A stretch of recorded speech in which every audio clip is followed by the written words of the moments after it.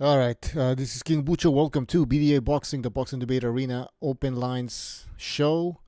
And we're going to talk about several things. Well, right now, shout out to everybody in the chat. The Big Dog KB, JB, Rafael Garza, Virtuoso, A6. Welcome to the show. So yeah, let's wait for more people to jump in. But in the meantime, I'm just going to tell you what we're going to talk about. Edwards versus Yafai. I mean, what a fight. What the fuck happened there? Sonny Edwards, obviously he's lost the fight. He lost the fight by stoppage, but like after 3 rounds, he's like, I don't want to be here. To be honest, I don't want to be here. Like, what the fuck? Then why did he show up to fight? Anyways, it was a similar fight to the one where he fought Bam Rodriguez and Bam fucked him up. But anyways, also we want to talk about Virgil Ortiz and Jaron Ennis. Apparently, Jaron Ennis, some people are saying that he doesn't want to fight Ortiz now. He's docking him, and now we have a message that Dirk provided us with. Apparently it's not true, so we'll see. We'll talk about that. Let's see who jumped in here. All right, we have BDA. All right, BDA, you can hear me now. All right. Yeah, I can hear you. Yeah. I gotta let you guys know that for 3 months we won't be monetized, so yeah, we're gonna have to wait 3 months for that. You know how YouTube is.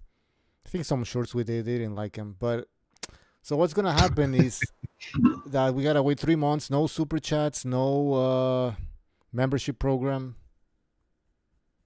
So what we're gonna do? Oh yeah, so we have a Patreon. So that's what we're gonna do. We're gonna start uploading more content on Patreon because we don't trust YouTube, to be honest.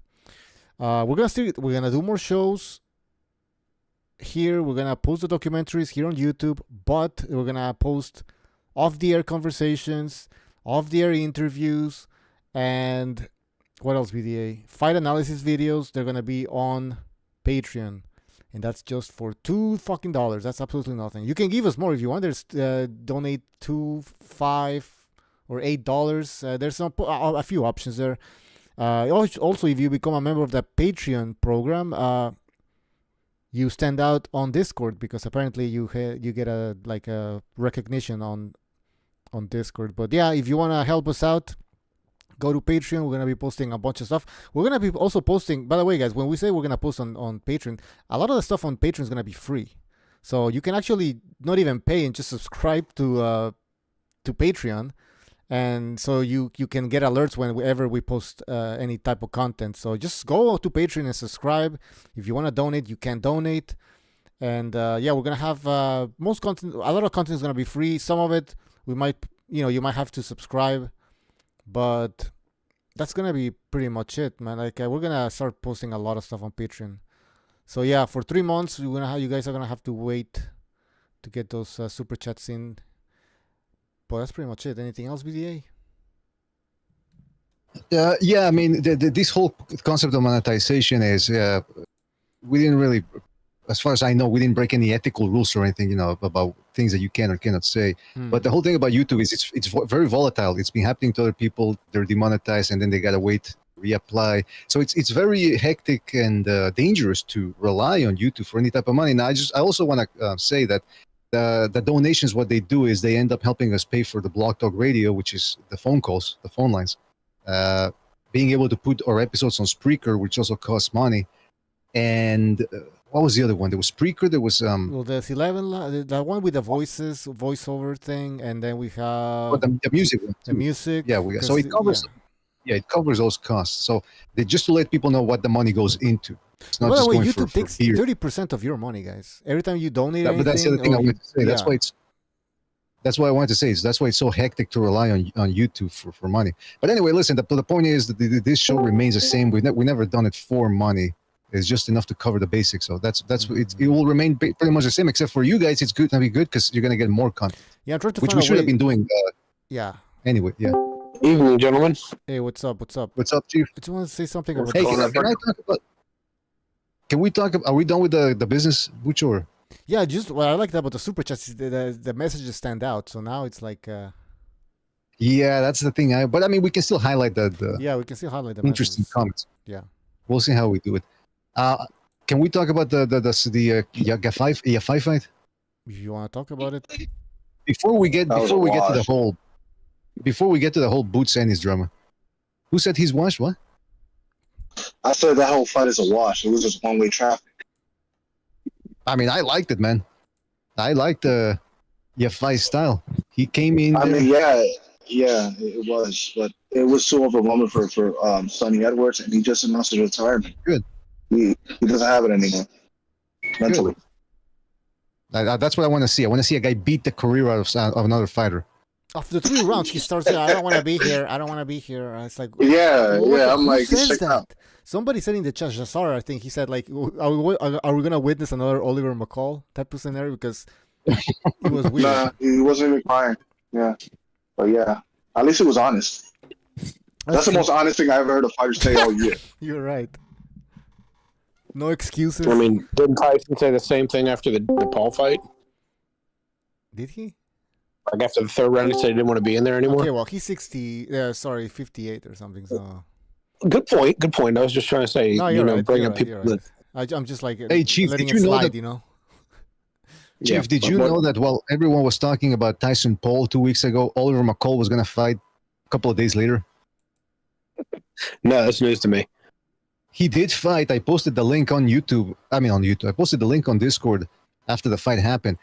It was sad. They were fighting in like some bar.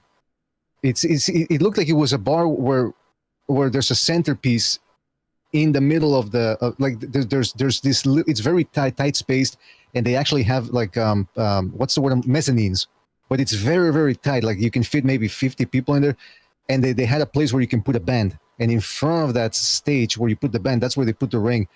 And it was two senior citizens, basically. They looked like senior citizens, whacking each other every 30 seconds, and we throw one punch. And then McCall's opponent just got tired and fell over. It was sad, man. Yeah. That was probably less dignifying than that fight between Tex Cobb and Leon Spinks in 1992. Tex Cobb and Leon. I always confuse. Leon Spinks was the guy with the missing teeth, or? Yeah, the gap tooth, the one who beat Ali. Yeah. Okay, yeah. He was done for a while, right? The older brother. Who didn't Muhammad Qawi beat the crap out of him? He shouldn't even been in that ring. Leon Spinks. That was sad. But back to the Yafai fight. The reason why I'm so excited. First of all, I gotta give Yafai credit because he went in there. This is an Olympic gold medalist, by the way. A bit of a late bloomer. He's already 31. But he went in there with a professional style. One of the credos, or one of the things we'd like to push on this show is we want to see guys who take the fight to their opponent. I don't want to see back foot bitches anymore. I don't want to see the ass style of a guy punching, pot shotting, running for 30 seconds and then pot shotting and then clinching and then shaking his ass. This is what I wanted to see. This dude looked good in there. He looked a pressure fight. And that's the other thing. We were on Sober's Discord watching the fight. All legal, of course. And somebody said, I think Sonny Edwards looked finished. I don't know what's wrong with him. And I'm thinking, what's wrong with him? He's fighting Yafai. That's what's wrong with him. This dude was cutting, it might not seem like it, but he's cutting the ring off and he's firing throwaway shots.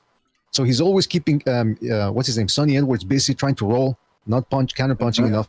And then when he wasn't punching, he would keep him in place real quickly with the forearm or with the glove, controlling him. And then he would go right back to throwing combinations. He was working both sides of the body. This was a very good, not a masterclass, but it was as a good demonstration of how you fight a guy like Sonny Edwards who moves constantly. How do you do that? You go body, combination punching, gauging the distance. You can see that this guy was a gold medalist because he knew how to. He wasn't moving the head too much, but yet he wasn't getting hit that much either. So I'm very excited. I don't know what everyone else thought about that fight. Yeah, it just wasn't competitive, you know. Yafai, credit to him, he showed up to fight, and Sonny Edwards, you know, he checked out before the fight even started. Like Yafai had more of a motivation to beat him because I don't know. It felt like Sonny, you know, even though he's been a world champion, you know, he got a little bit more shine to him than Yafai has had. So do you think he had more of a purpose. Do you think Bam broke him? Well, it's not about Bam breaking him. It's like the thing is, it's like when you're a pure boxer that has no power, you're always gonna get found out. You know, the legs are not going to be moving as much the more you get older, and that's what happened with him. Yeah, that's true. It's the curse of the light punching pure boxer. Yeah. If he can't outbox you, what's plan B? Can you outwork the guy? I mean, you're not gonna knock him out. So what's plan B? And that's what happened with Sonny Edwards. From about the middle of the first round on, I said, yeah, this ain't gonna turn out well for Sonny Edwards. But real quick, the other thing I like about this fight is this was at flyweight, and for a couple of months now, people have been saying, well, what's next for Bam Rodriguez, for example? What's he gonna fight an old Chocolatito? Is he gonna fight the winner of Martinez Ioka rematch, which is taking place on New Year's? What's the real appealing fight? Well, I tell you what, this dude just made a statement, and he's with Matchroom. Guess who else is with Matchroom? Bam. So this is a doable fight. But Dora was telling me that maybe they're gonna go the Kenshiro Taraji route. Taraji just recently moved to flyweight, so maybe that's the fight that Yafai they'll put him in there. Which is, I don't know if it's a winnable fight for Yafai, by the way, because Taraji can crack, and he's very quick too. Yeah, I think Bam should fight Chocolatito. I think that's a fight that they're planning to make. Oh, right? Come on. Ucho, what's the matter with you? Why not the winner of Martinez Ioka? The winner of Puma versus Ioka. El Puma, the Argentinian guy with the colored hair. Remember that? Yeah, that dude, if he beats Ioka again, that's a better fight. Chocolatito's way too... When's that fight happening again? When is that fight? New Year's. Oh, yeah. Like Japan style. You're right. Japanese style. Yeah, they love to have these fights on the New Year's. I don't know why. You don't have to tell me I'm right. I know I'm right. All right. I mean, not right. But anyway. Right? Well, yeah, so... Okay. That makes more sense. So what's up with Chocolatito then? Well, he recently had a... waiting, huh? Oh. That's Cesar's intro. Every time he jumps into a VC now, he's got his own... oh, yeah. My bad. Yeah, I played that Solid Snake. My bad. Yeah, man. That's what's up. Thanks.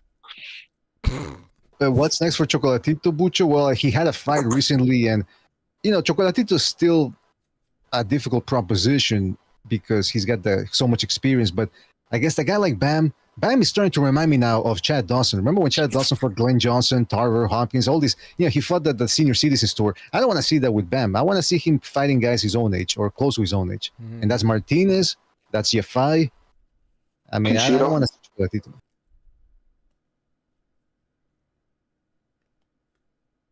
Cool. So that's my thing about it. Yeah. All right. Oh, by the way, Sorong Vista, I think, just recently fought, by the way. I think yesterday. He had a tour. Oh, really? Yeah. Knocked the guy out in one round, I think. Well, wait. Well, let me double check, see if he really did fight, because maybe it was an old clip. Somebody bring in Dirk. Where's Dirk? All right, so yeah, well, what's with the Ennis? Can anyone break down? That'll be fun. Oh, yeah. Oh, boy. Bring in Dirk to talk about boots. Can anyone break down the particulars of what's going on with Ennis? Excuse me, he took my place as the biggest Ennis fan in the channel. Mm-hmm. I think Ennis is going to stay. This is what I think, BDA. I think Ennis is going to try, if he's smart he should line up the Norman fight and get that WBO belt because he can become super champion. And then if he wants to go to 54, you can have your number one contender pretty much for that title. Just go to 54. I mean, you only become super champion in the event that you become an undisputed champion. That's the ruling. No, it's a unified champion. It's a unification situation. Oh, unified. Same way the WBA. So he can easily accomplish this rather quickly. Okay. Okay, but can anyone just please, because maybe we have to assume there's people out there that don't know what we're talking about. Can anyone please break down the particulars about the Ennis Ortiz situation? Because people are calling Ennis a duck. So why are they calling him a duck? I'll just start off by saying this. There was a disagreement over what weight this fight should be on, 154 and 147. Considering that Boots is interested in unifying the titles at 147, he wants to fight with Ortiz to be on 147 at welterweight. But being that Ortiz has trouble making weight for that weight class and had health problems, doing massive weight cuts for that weight class, that's a no-go. I mean, I don't know what Boots is thinking about trying to unify titles with fucking Eno champions that haven't even shown interest before his terrible performance against Shukasian. So... Okay, so that's weird that they would all of a sudden ask for a fight after him saying, hey, I might move to 154 because that making weight might have affected my performance. Now all of a sudden 147. Yeah, Ennis himself said that he was going to move up after he got his ass kicked by Karen. But I got listen, a lot of people are calling him a duck. I mean, did he say anything about wanting to fight 147? Is it Eddie Hearn who said, oh, maybe we should do it 147, and people are just rolling with that? Like, what do we definitively know? Because I'm always averse to calling a guy a duck. Well, I think that the duckness, people are calling him a duck because he himself, after that fight, said like, oh, it's getting hard to make the weight. I'm going to move up. And then as soon as he has an option to fight somebody and move up, a rival, he wants to fight him at a lower weight class, Mm-hmm. The idea is that he's challenging a guy at a weight class that they both struggle with, but the other one obviously openly struggles more. And we all know that Ortiz went to the hospital trying to make 147 before. So why are you going to send him a contract? I mean, minimum do a catch weight. Now it wouldn't be a title shot, but at least if you're still trying to get the upper hand, at least make it a catch weight to where he can't make my weight anymore, but he should still be able to make a weight to make it where I may have an advantage, but it should still be more of an even playing field. That's what he should have done. That's not what happened. Mm-hmm. But Boxing Chief, you know what? You know why I find that preposterous? Because not too long ago, I saw an Instagram post by Boots where he posed basically flexing his muscles, and he had the numbers 160. That meant that he was comfortable making weight at 160, and he's big for 147. So I don't understand what the excuse is, trying to not look at a fight at 154 when you can easily make that weight, but you're interested in making belts, making unification with fighters that wasn't showing him any love any whatsoever. Norman didn't want to fight him. Sanionis didn't want to fight him. Barrios is stuck elsewhere. They're keeping him around, but. Yeah, I just don't see these unifications happening because PBC is very slow to making fights happen based on how much money they have, and basically I would say the nervousness of these fighters trying to go after tough challenges. They're just being very coy about who they want to fight. Yeah, I think Ennis is scared too. Oh, I'm sorry, I didn't mean to interrupt you. Go ahead. He's scared. You think? Go listen to him. Go compare the last two Ennis fights. Listen to him after the performance when he was being interviewed. He sounds heavily concussed. Karen is not a puncher. Listen to him. He was slurring his speech. That's true. He sounded weird. I don't know if it was because of disappointment or what you're saying. It was concussed. I went through all of this, not his all fights, but the last couple, and I listened to him after each fight, and he sounded fine. He sounded normal. And then after this Karen fight, he was talking like and he got hit a lot. He kept repeating himself. He was lost and thought this is all signs of a concussion. I think Do he's you screwed think- because if Aaron, who's not a puncher, was doing that to him, what's a puncher going to do? And Do he you gets hit think a that's lot. attributed? Do you think that's attributed to the weight cuts that he's having? Oh yeah, that affects depending how good they go for you, right? If I you have a reckon bad he weight weighs- cut, big time. I bet you he weighs around 180 pounds. He's big, man. Yeah. That's Around for He's a sure. huge What do you guy. know? He's I mean, huge. that's a steep weight cut to go to 147 if you're 180. Yeah. He probably By his rehydrated. own admission, Go ahead. by his own admission that he said on Steve Kim and what's his name, Slater's show, Mario Lopez. he doesn't weigh himself until 2 weeks after he's been into camp, a hard training camp. And after 2 weeks, he weighs 162. So we know that's his words. It may be more than that, but this is I'm only going by what he has admitted to. And that's what he has admitted. So after 2 weeks, you weigh 162 when you know you're eating nothing but stale chicken and rice with vegetables. So you're cutting your calories down big time and you're increasing your cardio big time. So you know you're dropping weight and you weigh 162 after 2 weeks. You got to think too. That's probably after a hard ass fucking workout when you lose all that water weight and you lose multiple pounds of water weight. I don't believe that for a fucking second. You know, if guys like Crawford are 170 pounds against Madrimov, there's no reason to believe that. Oh God, here we go with Crawford. There's no reason. Motherfucker, Boots didn't want to go up to fight him. There's Yeah, no you're reason crossing to out. expect that this guy's 170 pounds. You know, or not. There's no reason to not believe Boots is 170 pounds too, at least on fight night. Yeah, he's always. Oh, we going to Showtime. Hey. Can I say something real quick about that? Because Dr. 805 said that Crawford has a very specific build. That perhaps that's why. Yeah, that's why he was able to make 147 and arms? have that size advantage. Because he does look well. Yeah, he's got those long ass arms.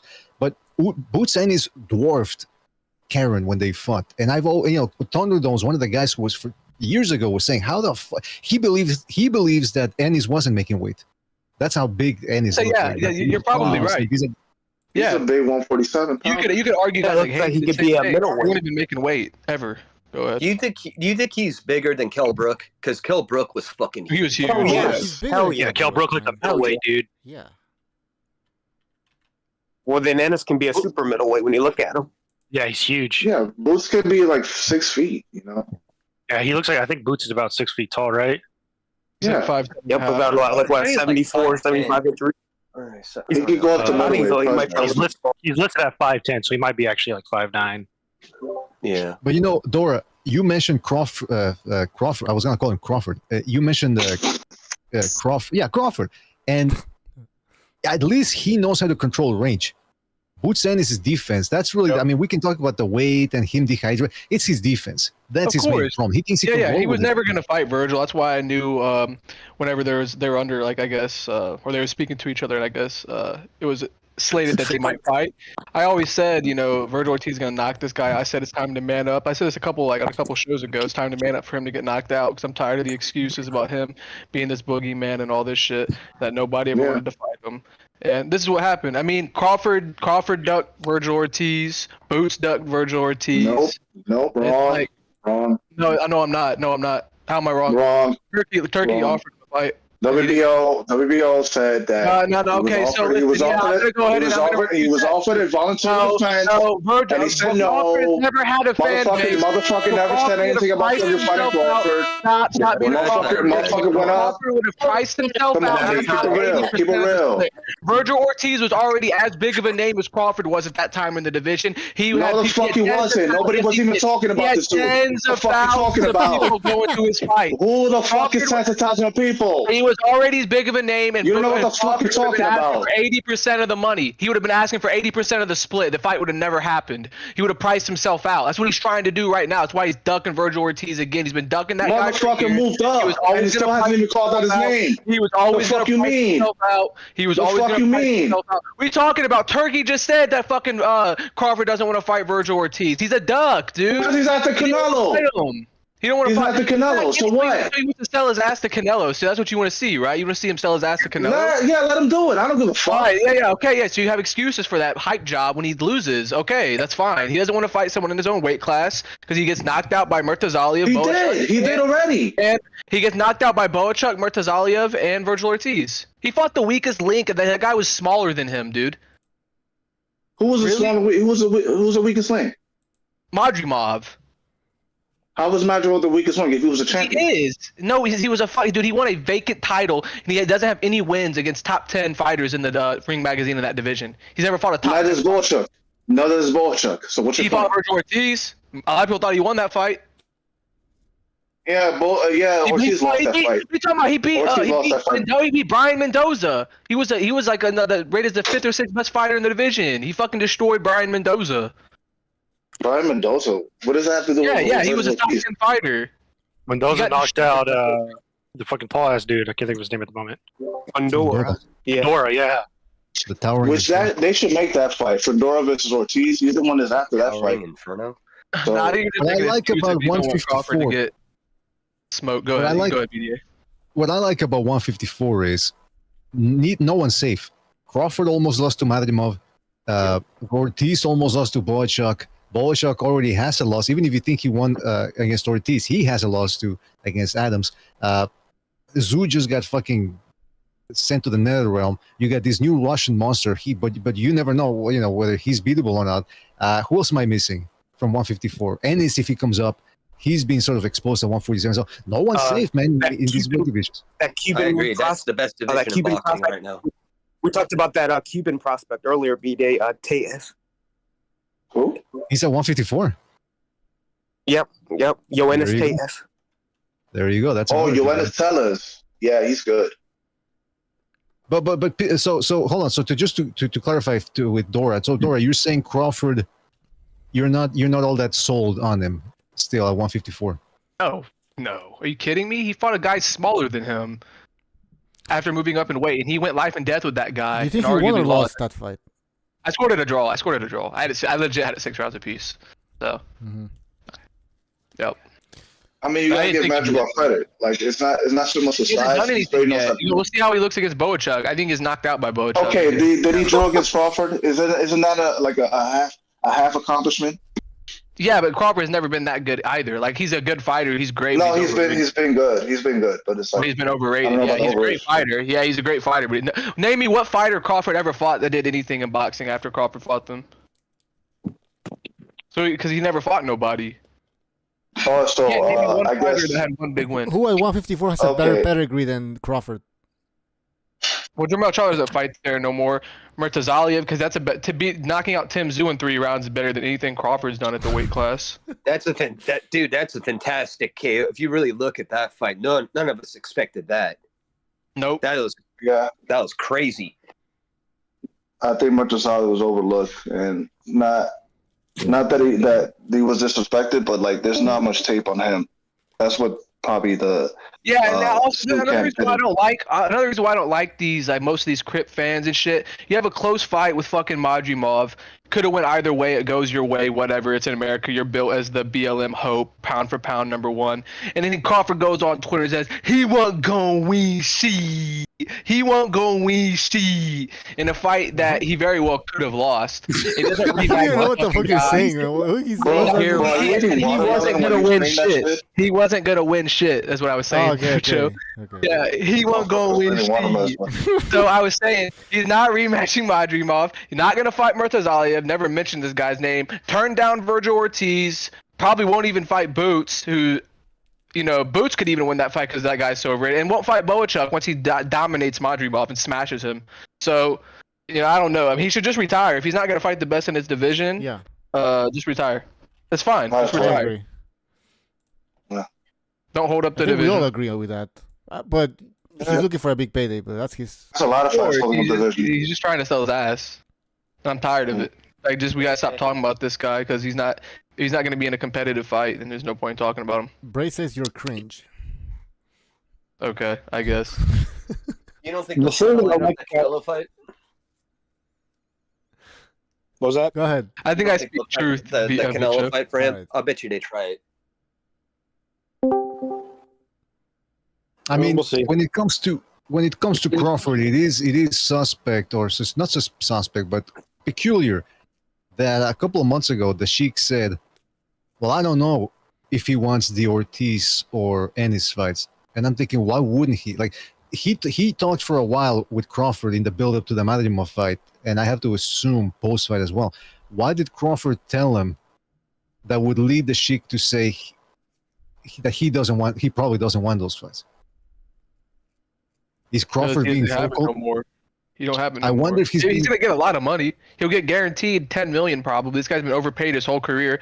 You know, he's a net negative on boxing in terms of how much money he's lost the sport and promoters, but he'll get his $10 million fighting one of those guys. So there's no reason not to fight him if you want to be the best. You want to be considered pound for pound number one. Yeah, these are the kind of fighters you got to fight. I.e., particularly Ortiz, Boachuk, Murtazalia, not Boots because he's a fucking hype job.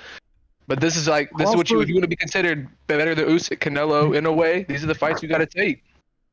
Crawford seems to me to be in the Clarissa Shields, Shakur Stevenson side of Twitter. I'm so great, nigga. I'm so great. I just gotta tell the whole world how great I is. Yeah, they gotta tell everybody how great they are. But also, what I meant by that is that they tend to overestimate their box office appeal. Crawford was recently on. First of all, the fact that he got mad at Top Rank when Top Rank said, "Hey, this guy cost us money." And people say, well, they shouldn't have said that. But I'm thinking, well, Crawford is the guy who apparently refused to take... Was that? I just think it's the truth. I mean, because I just think America's broke. Right, so America's just broke. They don't really invest much in boxing. Look at all the cable TVs. Do you know what it is? I'll tell you what it is. So first off, I can prove my point that Crawford or Ortiz never ducked Crawford because you just said he had no box. Ortiz did duck him. What are you talking about? No, he didn't. Because he was going to price himself out. You just proved my point. You just said Crawford had no box office. Bro, I just told you, idiot. Like, I just told you that the WBO president just said that he was going to give a fucking voluntary defense for Ortiz. Yo, you and your fucking, like, he's going to price himself out. Bro, even if the fucking he was giving it, he said no to it. He said no to it. That's it. What do you care? $2.5 million plus pay-per-view incentive, a 50-50 split. You know, it ain't good at boxing a business, nigga. But when Crawford is gonna offer Ortiz 25% of the fucking split, now boxing a business.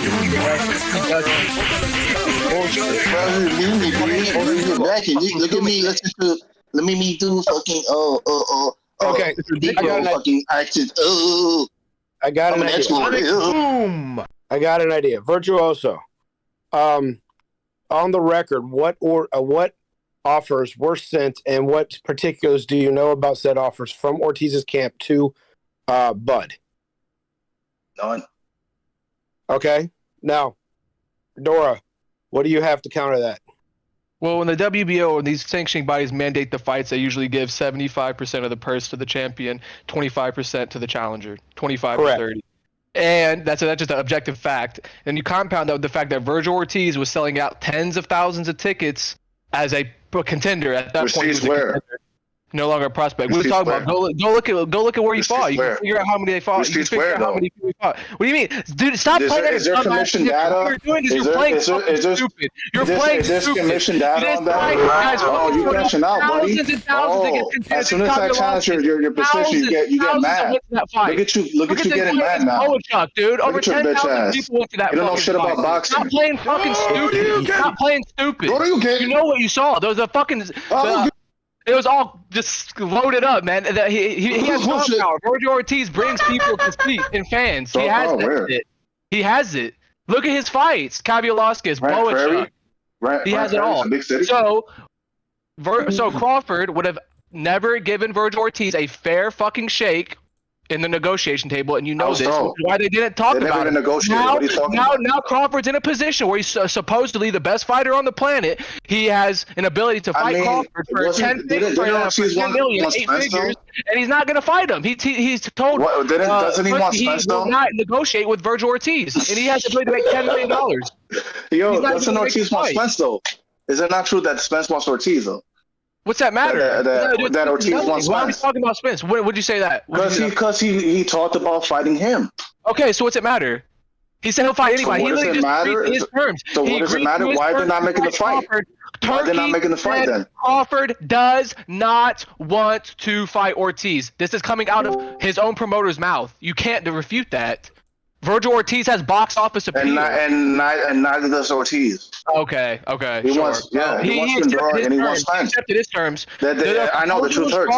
A proposal was given, right, for Virgil Ortiz and Crawford to fight.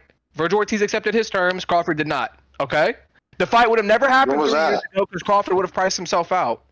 Turkey said that What was that negotiated? he's not even willing to be even hear Virgil Ortiz's name. It's just a fact. Crawford's done, dude. He's done fighting. He's not gonna rematch Madrimov. He's not gonna fight Boachuk. He's not gonna fight Murtazaev or Virgil Ortiz. That guy's done. He wants to sell his ass to Canelo. That's his only like hope is to sell his ass to Canelo. And you know it. No, you're That's the business, man. Okay, yeah. That's the business. All right, so he's ducking then. By that there he's ducking. Yeah, so Ortiz is ducking too because he don't want that fight either. Right. I just told you. Yeah. Hey, I will say this. Boachuk is the most dangerous fighter than Bud has ever fought. Yeah, of course he is, and he's gonna show it when he knocks out Madrimov. I don't put money on that. Shit. Hey, I'm starting to get inward fatigue, guys. I gotta fucking hop off and take a break. These fucking people are so disingenuous and dishonest fucking people. Yeah, man. Everybody's playing rally. I didn't know Virtuoso was Wrangler. All right, guys. All right. Anyway, Virgil was Latino. Yeah, I thought Virtuoso was Asian. He's black now. Well, from what I understand, in the penitentiary, I think the people, the Polynesians and Asians and all that, I think they just grouped together with the Afro Anglos. I think that's how it works. No, they were with the Hispanics BDA. That's very false. Okay, that's what I said. I don't know. I do fuck with my Pinot people though. You know, shout out to the Filipinos out there. Hell yeah. I truly thought that sober Virtuoso and myself were all cousins. So I mean, you know, what do I know? Yeah, you're confusing us.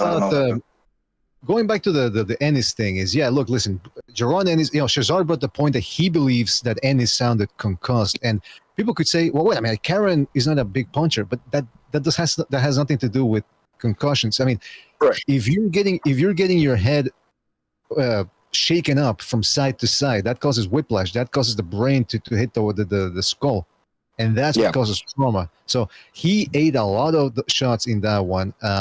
Not to mention the fact that he got stunned early against some Dominican guy in his career, and then Lipinets for a brief moment stunned him too. So this is a dude who's been taking punches. You can only assume he takes punches. What's that? And something to add to that, BD, is not just the fact that you're right, Karen's not a big puncher, but the leverage he put on those shots that he did land with were pretty freaking clean. I was going to say that. Not a big puncher, but the leverage he put in there and the way it just whipped his head around, even though it may not have stunned him, buckled his legs, or knocked him down, which it clearly did not knock him down that I have heard of because I didn't see the fight. But I did see the highlights of when he was getting hit a lot. And the way that head was being whipped around, the leverage on the shots was pretty significant.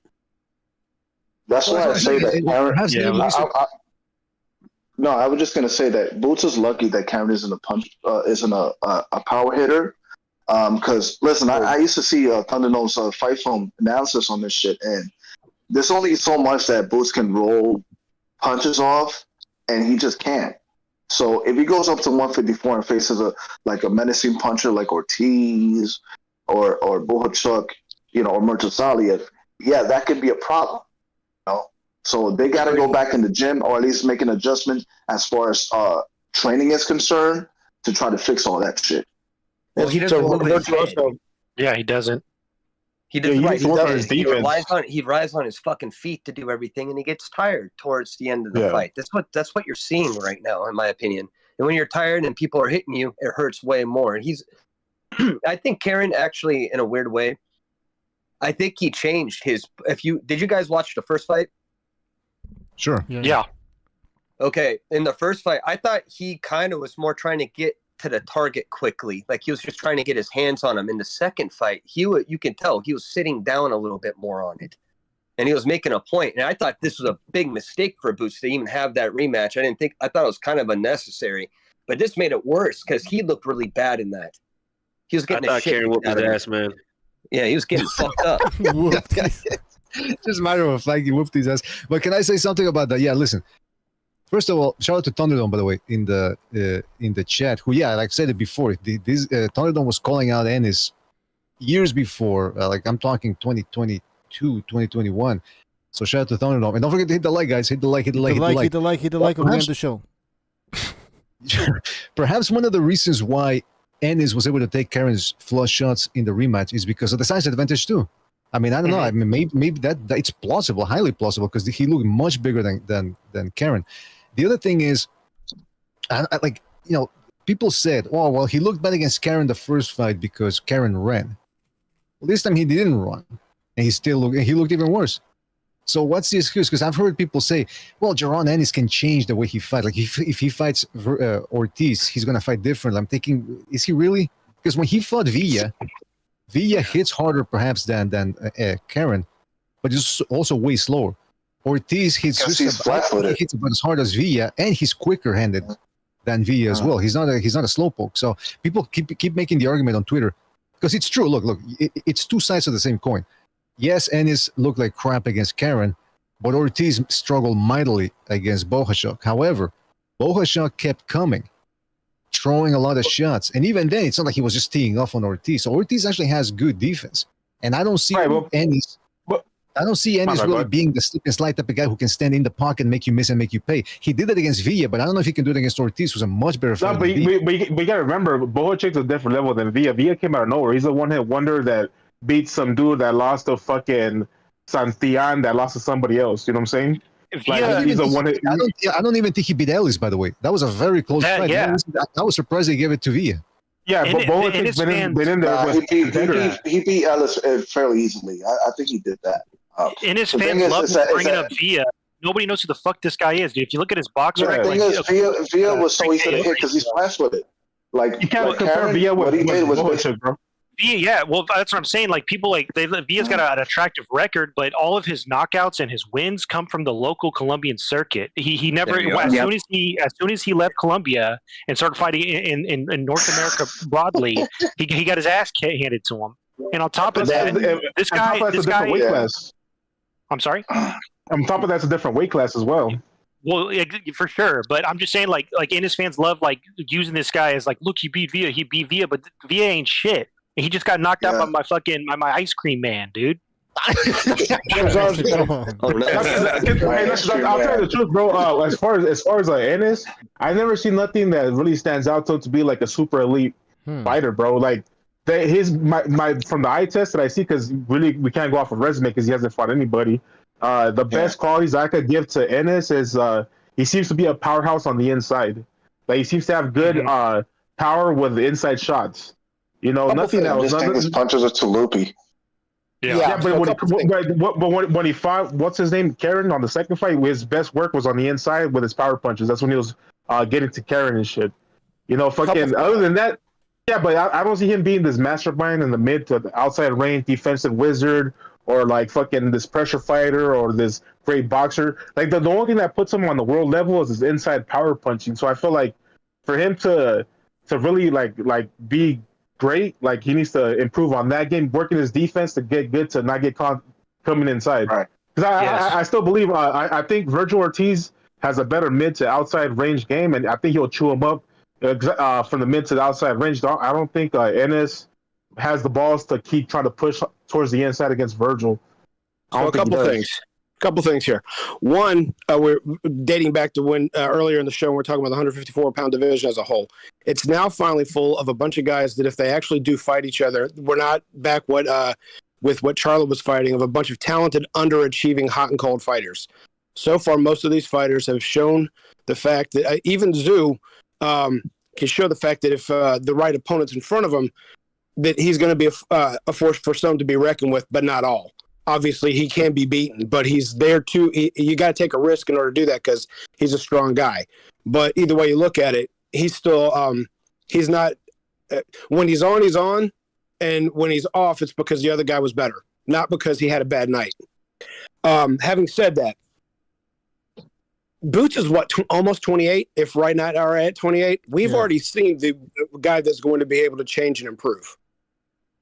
There's not that many Lennox Lewis's out there, and even when they had the Lennox Lewis's, because you had an Emmanuel Stewart that was going out, the fighter wanted to go out of his way to make himself better, and he had the trainer that was dedicated to do it. You don't have that much of that combination in boxing, period, right now. First of all, you don't have the trainers as good as teachers. That's just plainly obvious. Well, Boxing Chief, let me tell you this. As far as Ennis's potential, I can't really put him as a favorite against any of the 154-pounders. I'm not even saying that he would be. And what I'm saying is we've probably seen the best he's ever going to be. At his age, he's still at his prime, but his peak is either right now or a year ago. 25 to 27 is usually like the peak a fighter is. That doesn't mean some people there are exceptions to the rule that sometimes get better as they get older, and those guys usually had extremely short amateur careers. You're not looking at guys that had 200 amateur fights getting better in their 30s. That doesn't happen. That's a good point. The wear and tear adds up. Yeah.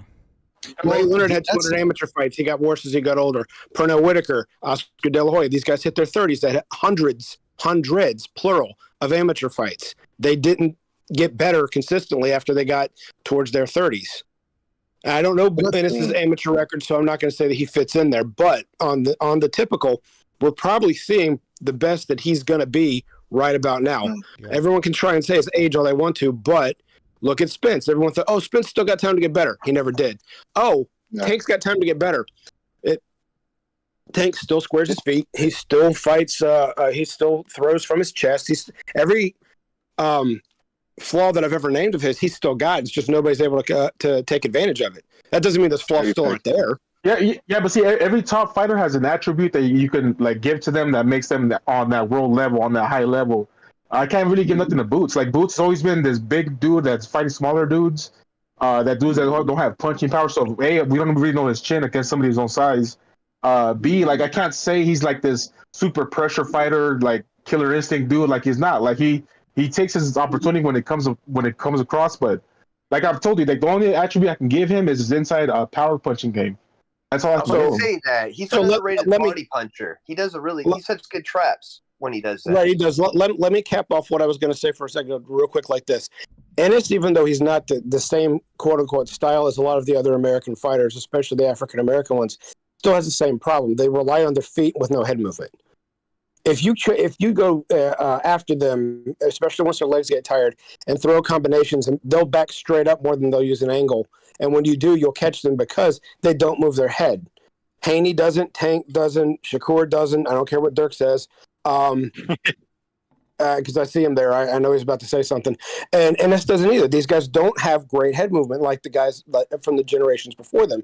They have. I'm not saying they have bad feet by any means, but if you throw combinations, and they're not, especially late in the fight, and they're not using their angles anymore because their legs are either tired, or in Ennis' case, he's trying to go on the attack because that's what he usually does, then you're going to catch them with shots because they don't move their heads. They just don't.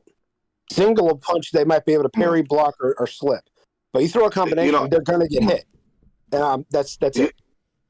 I'd just like to add that, you know what? Part of me feels that Bozy had no idea that Karen was going to come out swinging in the second fight. He's a mover, but the way he was fighting, he was basically boxing and punching off the pivot. And that's something that you have to look out for if you're training for a rematch. And I guess they got totally caught off guard. And when Boots dropped him midway through the fight, all he could say to him was, finish the fight, somewhere along the lines. And to me, that's not good training advice.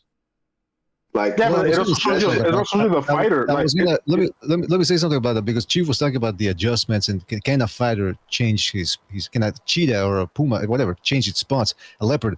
And I'm thinking, look, if you want to do it, I think it's possible, but they got to stay active. And that's what Steve Kim was saying after the Ennis Karen rematch. He said, look, this guy has to stay active. He can't just sit idly by, wait for a big fight. Because if you want to make adjustments, you can't just work on it on sparring. You actually have to do it live under live fire, which is in fights. And that's the thing. Let me ask you a question, BDA.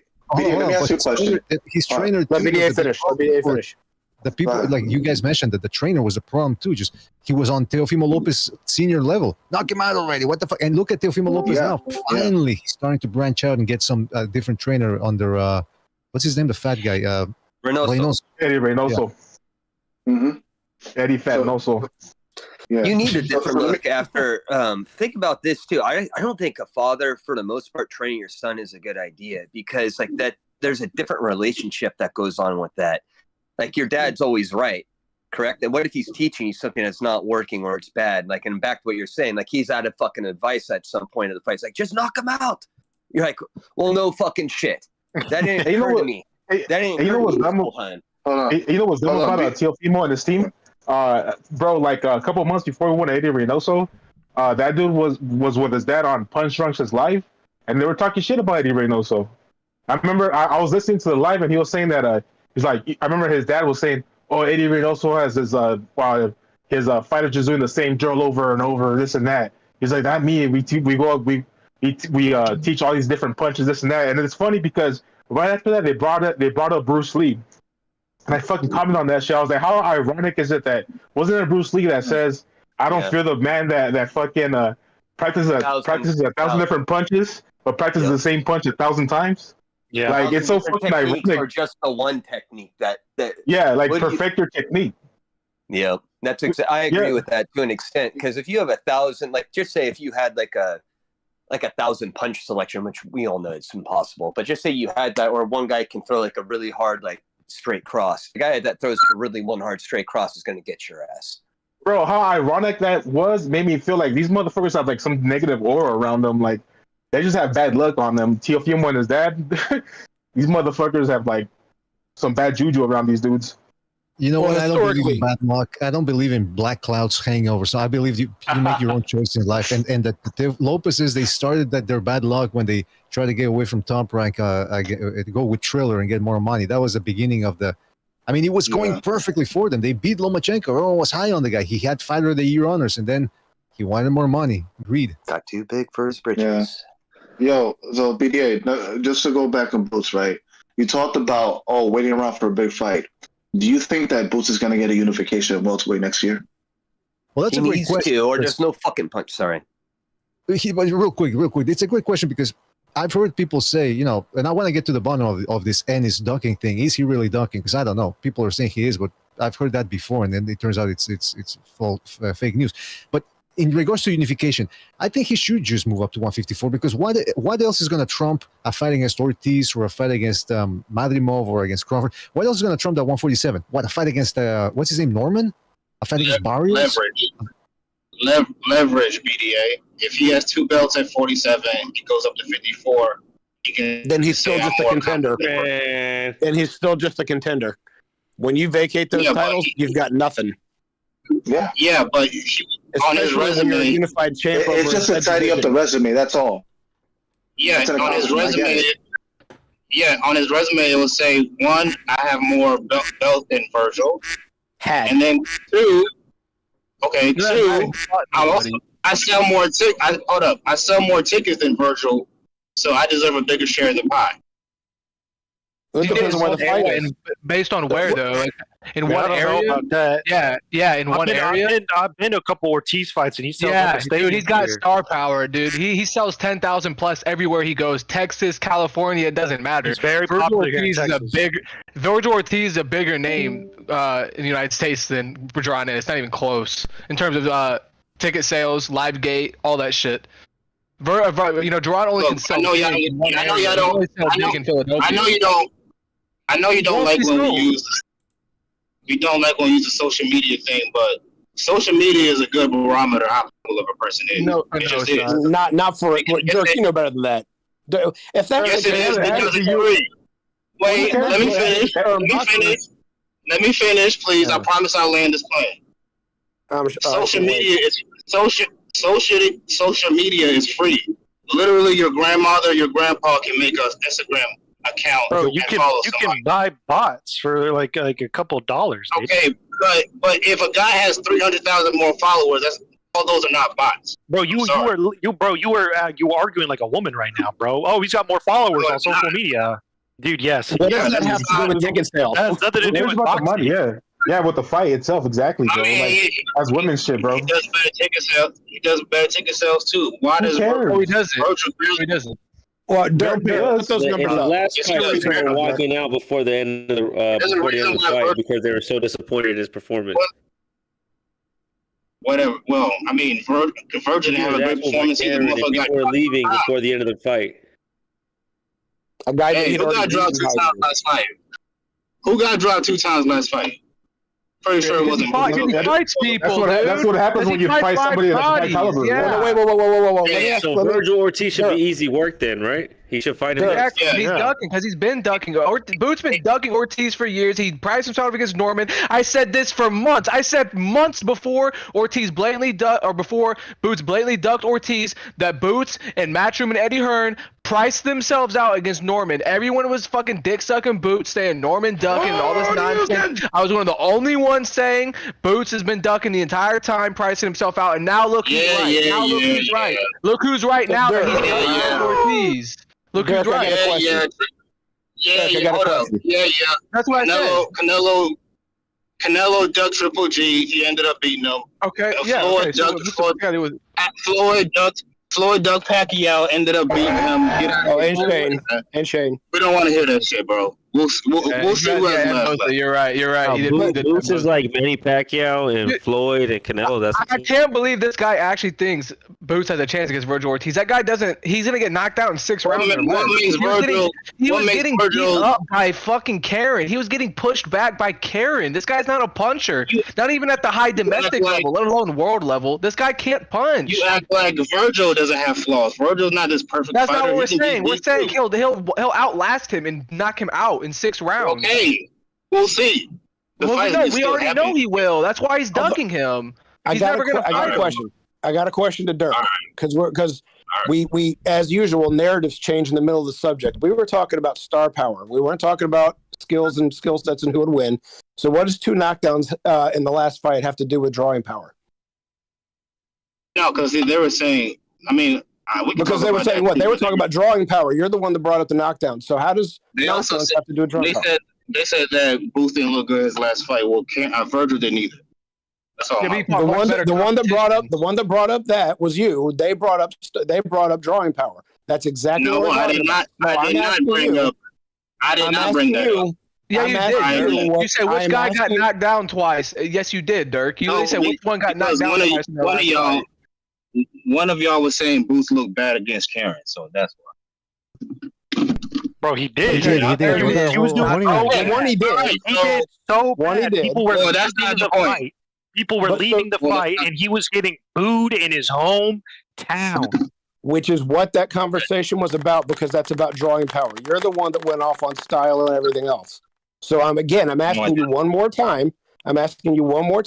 What does 2 knockdowns have to do with drawing power? Booth did 14K in Philadelphia against a nobody. Show me when Virgil's ever done that. Bro, did you guys hear hold on. Batman just said Xander Zayas accepted the fight against Virgil Ortiz. No way. That'd be insane. I don't know if you guys just heard about that. That's awesome. Excellent fight. That would be that little kid showing bigger balls than Boots Ennis. Yeah. Xander Zayas is like 23, dude. And Boots is in his prime, and he's already ducking. That's crazy. And this, this happens too. I actually brought this up on Tim Bradley's fucking channel. This is a product of certain fighters getting overpaid. There are certain fighters that would rather fight mismatch after mismatch for good money and guaranteed wins, i.e. Tank Davis, Boots, Crawford. It's the promoter's fault. It absolutely is for overpaying. The promoter's overpaid. They're all cut. And then they have a fuck you mindset. Pay me, fuck the fans. Pay me. That's their mindset. Because he could be fighting Virgil Ortiz for more money than he's ever made, but he's gonna have to run the risk of getting inevitably knocked out. It's inevitable. That's why it took forever for people to talk shit that Shakur Stevenson's getting overpaid when Teofimo is more accomplished and can't even make $1 million. Yep. Yeah, more exciting and shit. But Shakur Stevenson gets $1 million plus, $3 million plus because promoters like Ali shit and Eddie Hearn fucking want to overpay these dudes. He's not even Bob Arum's done it too. Bob Arum's overpaid black fighters too, and they become divas. Fuck yeah. Well, he's done it with Crawford. Crawford was the most welterweight. Yeah, for ESPN, those ESPN fights were terrible. They do it for the networks. They do it for the networks because the networks are good. The network needs to see a prominent black athlete that's in the field. So if you got a prominent black athlete, the network they'll overpay. Yeah, the networks love that shit. Yeah, because they're ran by Jays and they use minorities to attack white people. Is exactly okay. I'm not gonna get there now. The second Renaissance. No, but that's the truth, though, bro. The network don't give a fuck about no Russians, no Hispanics, or nothing. They give a fuck about undefeated black dudes, even if they don't have punching power. Well, you gotta let Dirk go in here. Yeah, you're. I mean, bro. Why would an American company talk about Russians? Like, what are we talking about? Why wouldn't they talk about Mexican Americans? There's a whole gang of them. How come you never see them on the first? When you go to Mexico, do they up? I don't know, Chinese You're saying boxers. Mexico. This is America. Fool. I'm talking about Mexican Americans. Well, I'm saying in any country. Well, show me a country that's going to up another country's fighters. That doesn't make any sense. You see it all the time, actually. Like I said, No, they don't. all the time. Yeah, you do. Because they follow all the, especially the smaller weight classes. Germany. With the Mexicans. Yeah, they got that shit, man. Germany's a big one. But for a while, one of the top guys in the boxing was a fucking Filipino. If you want to hear about Russian fighters, take your ass to Russia. How about that? But what about Canada? Their top guys are fucking. Yeah, exactly. They're not local, to be honest. Yeah. Put it like this, bro. I'm pretty sure Sean Porter's been on ESPN more than fucking Dave Benavidez, more than fucking Bam Rodriguez, more than fucking Virgil Ortiz. You know, dudes are still undefeated. Well, you know, still for real, still undefeated and shit. You know, upcoming American boxers, but the American media doesn't give a fuck about Hispanic athletes. You just care about black athletes. That is not true. Canelo is literally the biggest. Is the biggest fighter. That's a grassroots movement. Yeah, it's because that's a grassroots movement, bro. That started from the ground up. He wasn't promoted by the mainstream. Also, bro, let's be honest, bro. Canelo is actually marketable. How the fuck you go market Virgil Ortiz? Come on, man. Virgil Ortiz is already a big name. Yeah, he's powerful, explosive, fun style, athletic. He can fight on the back foot, front foot. He's gonna be a big name. He'll be one of the biggest names in the sport in the next 2 years. He got dropped. What does that matter? Why does that matter? Bad balance. Look at Boots Ennis should fight him. Listen, Boots, fight him then. It should be easy once again, he's bringing up getting dropped versus ticket sales. Exactly. Again, he's changing the narrative. On top of that, look at someone like Caleb Plant, right? Caleb Plant is bigger now than he was before he got knocked out by Canelo. Dude, the reason is because he shows up to fights. It's about performance. It's about performance. Plant performs at the top of his level every time, despite losing, and that still draws people. So he's getting dropped. Ortiz is getting dropped, but he still shows up. Yeah, it's just the American media is cucked, bro. They don't like anybody that's non-black when it comes to athletes and shit. You look at Kelly Pavlik. Kelly Pavlik, you never see him on ESPN. Accomplished champion. Pavlik was a great fighter. But not great. But he was damn good. I don't know about great. He was damn good. I thought he was a really good fighter. He was very good. I liked it. He was really good. Okay. Briefly, he was very good. Tell me. When I was a kid, I grew up with him. Benavidez gets plenty of love from the media. Not from the mainstream, though. Not really. He gets left from the white TPC. Yeah, just all those Canelo haters, dude. Yeah, it's all the Canelo haters, bro. all the China haters, dude. Well, yeah, and that's it's us. So did Boots took Virgil or what? Because they're supposed to fight, but now they're not gonna fight. Why not? Why are they not fighting? I don't know, bro. We're not in tune. I heard that Boots wanted to fight at 147. Yep, me too. He wants to unify. No. Well, according to Boots, he wasn't privy to the negotiations, which doesn't make sense to me. Of course he wasn't. Yeah, that doesn't make sense. Say that, yeah. We know what I heard. Hey, bro, I heard that Eddie Hearn's not gonna overpay his fighters anymore, so they're gonna be forced to take good fights to get that good payday because the zone money is not gonna be coming through for these next couple of fights. So if his camp was seriously asking for the fight to be at 147, that's like worse than pricing yourself out. You're like asking this guy to try to kill himself to fight you. So how is that gonna happen? If that's true, that's some bullshit. Fake offer. If that's what he's saying. Yeah, that's bullshit. That's true. But unless it's Danny Onis or Brian Norman next, bro, anything less than that is a bad look. Danny Onis? I agree with you. He has to get that Norman fight, or there's no fucking point in staying at 47. Yeah. Just turned 22, guys. He will, though. He's going to take the easiest route. He's an American. He's going to take the lazy route. They're going to overpay him to try to unify, and do all that shit. Why would he take a dangerous fight for less money at 154? So let's say he gets a Norman unification, and then Virgil gets Fundora. That would be the last fight, dude. You'll probably fight Barrios. You'll probably fight Barrios before then.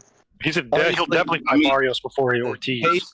Based off how they said though, like think about this logic, just like from like a bird's eye view. If he can get the WBO title, he becomes super champ. Who has the WBO title at 54?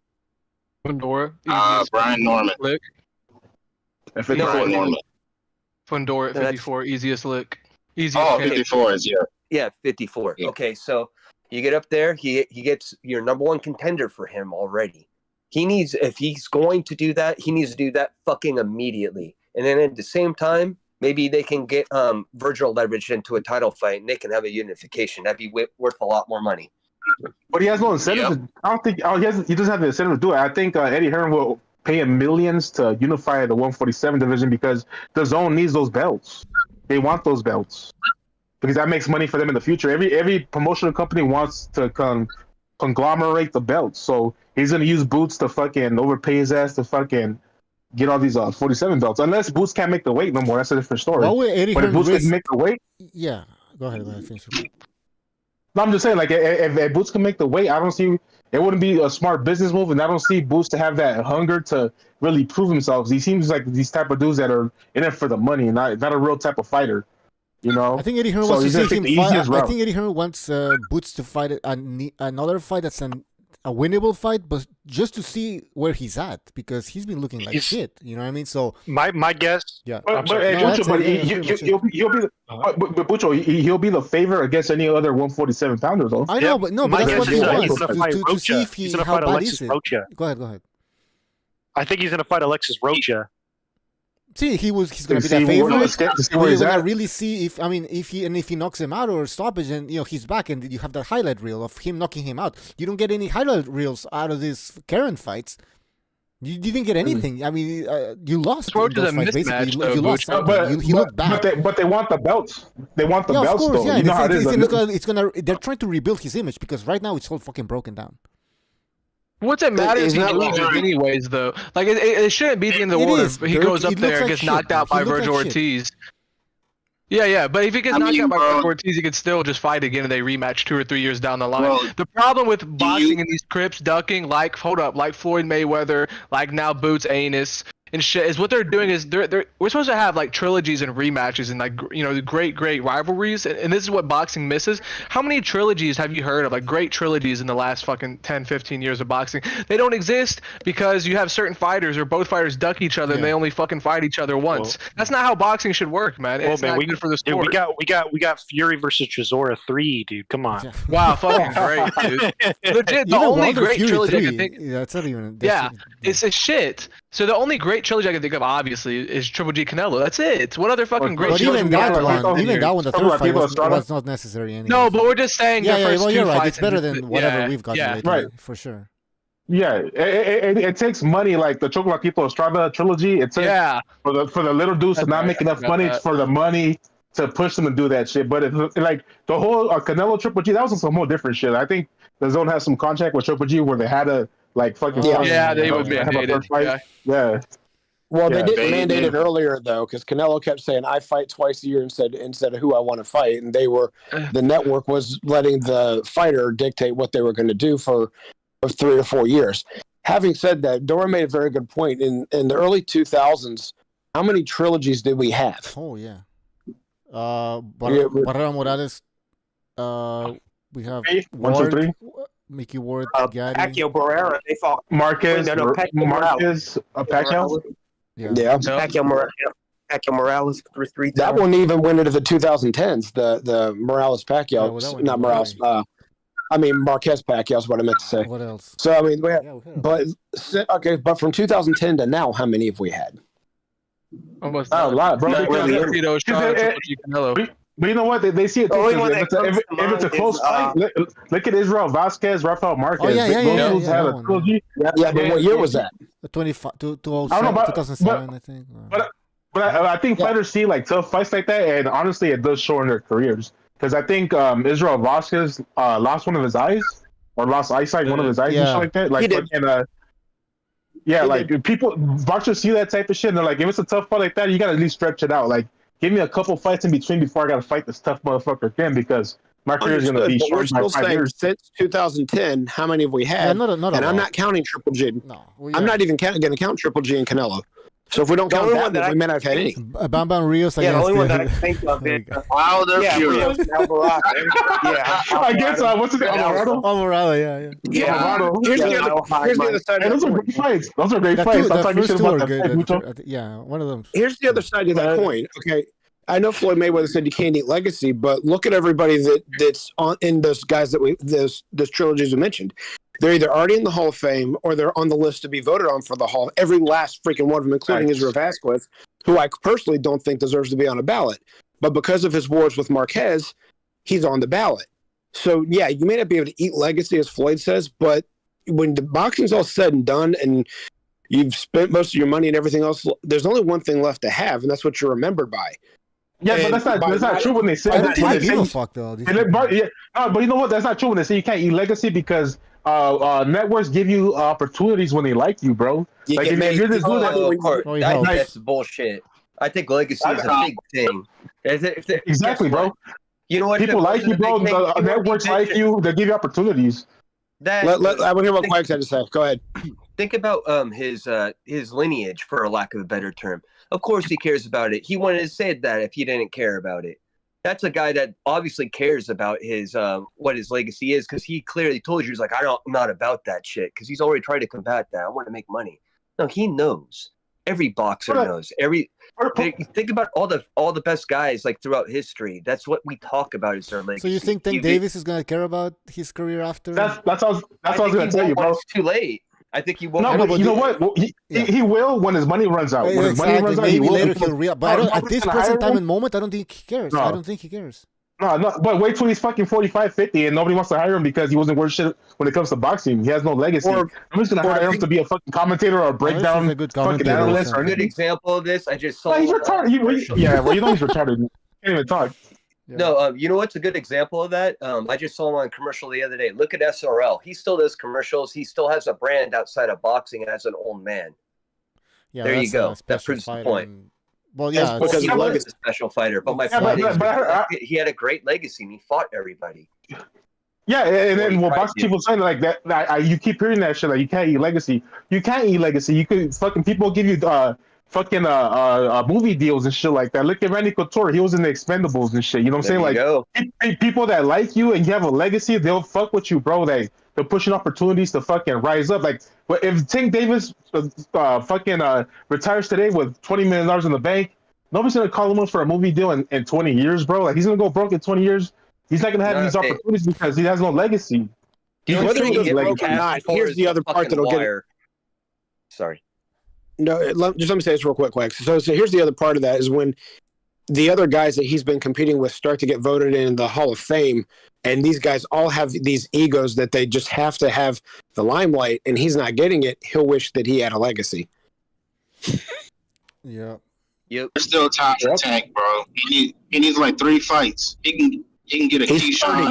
We've been saying that since when? Since he was like 23, 24, 25, 26. Since he was 19. I think since he was 19. If he gets three fights, he can't even get one. Like seriously, that's how bad it is. But I mean, there's always hope. There's always hope. Don't get me wrong. He's not gonna fight those guys though, man. He'll fight one of them. Fight this. Dirk said 3 fights. If he fights back to back, Shakur, Keyshawn Davis, and Emiliano. That's it. That's not what I'm saying. Like, you don't see anybody in boxing do that where they fight 3 top guys. Okay, from here to 33 years old. For lack of a term. Yeah, that's how much he needs to do to fucking recover his image. Yeah, that's how much he needs to do to recover his image because he's been known as a ducker. Like, if you really want to have that legacy, like, you know, like, look to you and shit, like, you got to fight. You got to start now, bro. You can't be fighting this dude. What's his name? Cockroach? Lamont Cockroach and shit. Who gives a fuck about that dude, bro? Yeah, nobody cares. I mean, this guy was just used. Lamont Roach was just used as a.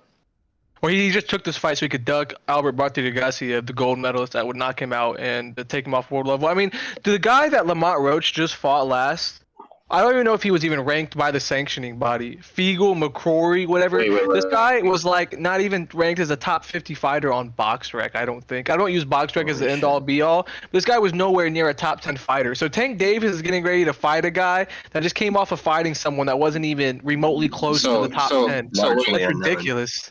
pretty much. He's a champion, no? He's a champion. What kind of logic is that? You're ducking some unknown. He is, yeah, he is. European guy. Yeah. To sell his ass to Tank. Of course. To sell his ass. Which fighter wouldn't take that deal? Oh, I'm just saying, no, it is a duck though. But like, of course he should. I mean, he cares about money more than legacy, I guess. Yeah, because he's not going to be. Of course, he'll regret that. Well, yeah, I agree. I mean, yeah, if you're a Roach, you're probably gonna take the Tank fight just for the money. No, I get it, but like, it stalls other fighters, like real fighters' careers and shit, and it just allows Tank to be a fraud. We don't have to blame Roach. It's not on Roach. It's more on Tank. No, I get it. You don't want choosing Roach, basically. He's the Hey, believe it or not. Lamont Roach is the best boxer. Lamont Roach is the best boxer Tank has faced in terms of like just boxing. This guy lost. I'm big. This guy lost. He's a much better fighter than he was now. Yeah, but I mean, look at Tevin Farmer. Pedraza and Santa Cruz are good boxers. They're just too damn small. Yeah, Tevin Farmer lost to Jojo Diaz, but he's a much better fighter now than he was back then. You know, fighters can improve. I feel like Lamont Roach has improved. What has he done? He's not big enough, bro. I think he's coming from a lower weight class, bro. That's not fair. He has a defensive style which can get Tank ready for Shakur Stevenson. He's food, bro. He's food. You know he's food. Stop defending that shit, Dirt. He's not even ranked in the top. Stevenson will never fight. They're never going to fight. Pulling up a guy that's not even ranked in the top 3 in his division at one. See, this guy's not even ranked in the top 3 at 130. Now he's getting pulled up in weight to fight. Hey, I'm telling you, this guy's better than Frank Martin. I'm telling you right now. What does that mean? That doesn't mean anything. Frank Martin isn't shit. Exactly, bro. Well, I mean, shit. He is a champion. Martin has 0 wins. We lowered our bar. We lowered our fucking standards for a 10. Yeah, I know. Anything is fucking good. Yeah. So, but this is a pound for pound material. You can't sit. Now you're gonna make me fuck up the show.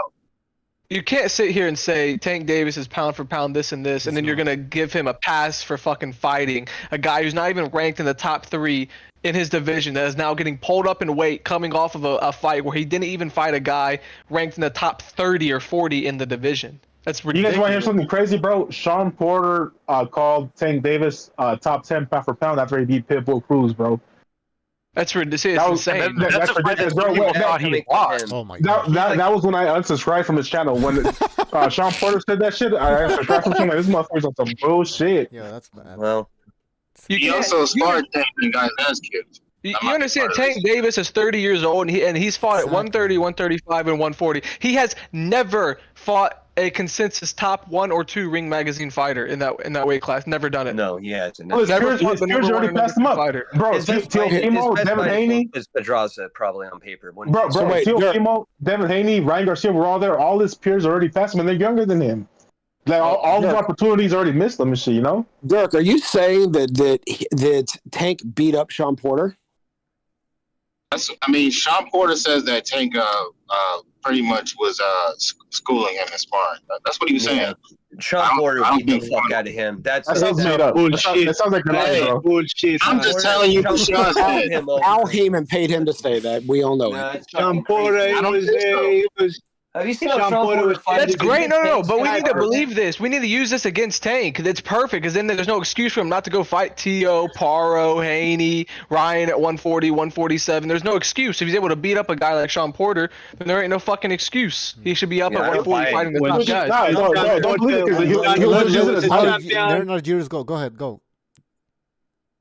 Listen, man, when Sean Porter was a champion, Tank Davis was still in diapers, you know? Bullshit.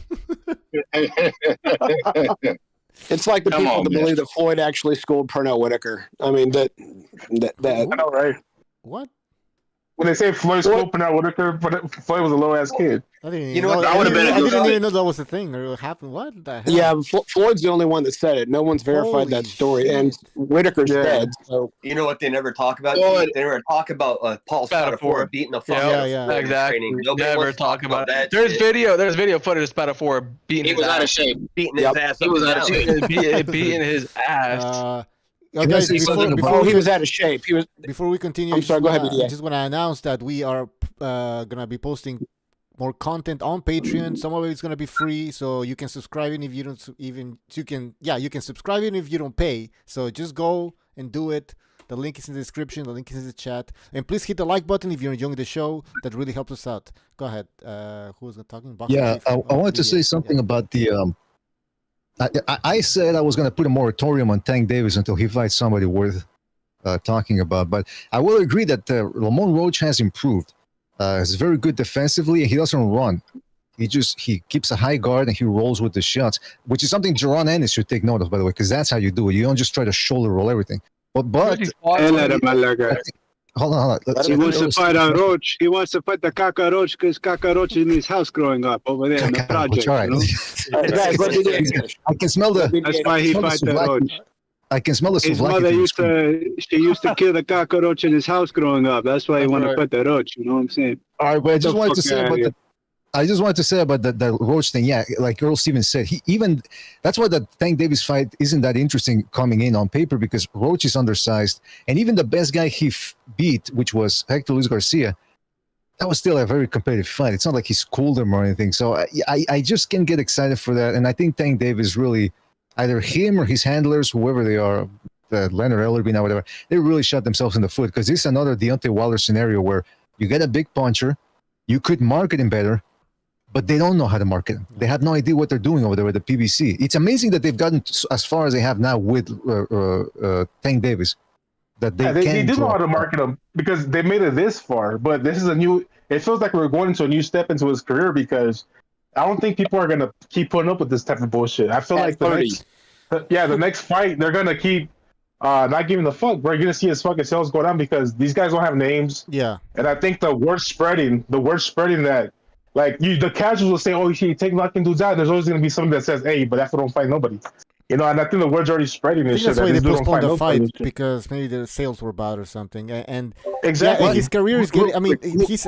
So go ahead, B. Who wants? Okay, you say something real quick. Yeah, go ahead, B. Yeah, just real quick. What do all superstars have in common? All these boxers who transcend boxing, what do they have in common? They fight the best. De La Hoya fought the best. That's why people want to see him fight. Canelo fought the best. Pacquiao fought the best. Even Mayweather fought the best. That's when people wanted him to, and eventually he ended up fighting them. So Tank Davis is a guy that's the reason why he hasn't gone past that threshold is because he hasn't fought the people that the fans want him to. He's been surviving by having a life outside the life outside the ring that appeals to some people, and then he was knocking out boxers, but then that gets boring because you want to see him knock out top opponents, right? And then he got the Ryan Garcia fight, which gave him a lifeline. But now that's he's going back to knocking out these guys who we don't care about. I don't think it really gave him a lifeline. Do you think that gave him a lifeline? A little bit, yeah, because it was a big fight. It gave him millions of dollars. Okay, I understand, but I don't really think that helped his reputation, because everybody knows what he did to him. No, the casuals they don't know. Guys, come on. Some people. Yeah, the casuals know. Yeah. The casuals, they don't know, man. They think they beat him up. That's it. That's all they see. Yeah. Knockout, that's it. Yeah. Listen, Tank Davis, you listening right now? I have a message for you listening to this channel. You don't fight Lomachenko. You don't fight Shakur Stevenson. We don't want to see you. That's it. Or go to 140. He ain't going to 140. Even the guys up there beat his ass. That's exactly why he's at 35. He can't do it. My balls, he going to 140. He's not going to 140. I don't want to watch this. You know what, bro? I stand by you can't beat a word of mouth, bro. I think word of mouth. Listen, Tank Davis fighting. I tell my son Nico, put streamies. I'm not buying this shit. Exactly, bro. I honestly don't like people underestimate word of mouth. Like I told you, the casuals see this whole YouTube shit. They're infatuated by his knockouts, and then it's that word of mouth that their fucking coworkers, their friends tell them like, nah, this dude ain't fighting nobody. People underestimate the power of word of mouth, bro. It's still a powerful thing when it comes to that's the most thing you would believe, though. Can you imagine your best friend telling you, he's like, hey man, this guy's really good, and your best friend's like, and he watches boxing, like, that guy is. No, he's not. Yeah. He's fabricated. It only lasts a little bit. Yeah, it only lasts for a little bit. That's the word of mouth. That's a big thing. People, the Tank Davis fans aren't paying to watch him fight. That's why he does 200,000 pay-per-view buys whenever he fights. The exception being the Ryan Garcia fight. And again, there's a point of contention about whether that even broke 1 million. Because some people say 1.2, other people say it did 800,000. So who knows? But the problem with Tank Davis too is not just the box office thing, is that he's not improving as he's fighting these guys. And we've already seen him, he loses rounds, fights are very, very close, and then he bails himself out with his power. I'm not saying he's skill-wise, he's on the level of Deontay Wilder, but I've said it before, his performances are very Deontay Wilder-ish. He loses rounds, he doesn't do much, very inactive, and then all of a sudden he bails himself. Yeah, he just has a puncher's chance against these top guys. That's all he's got. Puncher's chance. Hey, B-Day, what you said right now, you know what his kryptonite is? As somebody who has a solid chin that throws a bunch of punches will beat him. Yeah. Yeah, I still think Shakur Stevenson beats him. I even say Devin Haney could still beat him. Yeah, I would pick Devin Haney and Shakur to both beat him. Well, in Haney's case, I'd have to be at 140. He's overhyped. Yeah, that's provided Haney could still make 140. That's right. He's probably going up to welterweight. Tank Davis' skills are Tank Davis overhyped. out. Exactly, his skills are overhyped. They're not extremely good. Like you don't see him breaking down his opponent. It's fucking his power, his preciseness. And he fights a lot of these guys that are just fucking mummies on the fucking scale, completely dead on their way out the division or dragged up in weight. Frank Martin dead at the weight. Ryan Garcia 2-way fucking claws, rehydration and catch weight. Dead on arrival. Yeah, fucking Mario Barrios, rehydration Dora, clause. He's fighting mummies, dude. Where do you rank Tank Davis in the lightweight division? Like, I would say, it's hard to say because we don't know if guys like Lomachenko is retired, but I'd pick Shakur to beat him. I'd pick Keyshawn Davis to beat him. Where do you rank him? Where do you rank him? Like 5, 4, 3? Yeah, 4 or 5 probably. Yeah, I think there's. You think Keyshawn Davis? Sure. Keyshawn Davis. Yeah, you think Keyshawn Davis beats him? Yeah, I think Keyshawn Davis embarrasses Tank. Yeah. Whoa! Wait, listen, guys. We haven't even seen that much. I mean, we just saw Keyshawn Davis for a guy that he knocked out. He looked like Mike Tyson. But this fat ass. I get it. Yeah. Hey, slow down on the Keyshawn. Keyshawn has the skill. He has the ability to beat Tank, but I saw him get hurt by Albright. So I mean, I don't know. He might not have shit. Albright's a tall, long boxer, though. But whatever. Yeah, He's going to be a different style than Tank, who has bad feet and plants and loads up on every punch. Tank Davis is always up in the air like a jackrabbit. Not like Shakur, where you think like jumping out of range, but when he's coming into jab, he's always jumping into the air. And you have a novice, kind of, basically, like Frank Martin, who's able to time this guy with a jab in the first, second round. That's why Tank was losing rounds to this guy. He's jumping right into range, leaving his feet to get into range. And maybe part of that's ring rust. That's like breaking a cardinal rule in boxing, jumping up into the air at your opponent, standing straight at him, throwing no punches, not moving your head, just being a fucking. Hey, Dor. But let's be real, bro. The lightweight division, we don't really know where it's at unless these dudes start fighting each other. Oh, I know. We don't really know how good any of these lightweights are until they get in there with each other, bro. Like, we're gonna find out next year. Yeah, because honestly, the best dude in lightweight is an old Loma. Like, we don't know that's how fucked. He's retired. That's how fucked the light. Yeah, I think he's the best lightweight, bro. Lomachenko, the most skilled lightweight, but he's getting old. Retired. Yeah, because everybody left, bro. Everybody left. Like all these retire on top. I mean, listen, lightweight is interesting. Go ahead, BD. Yeah, I know.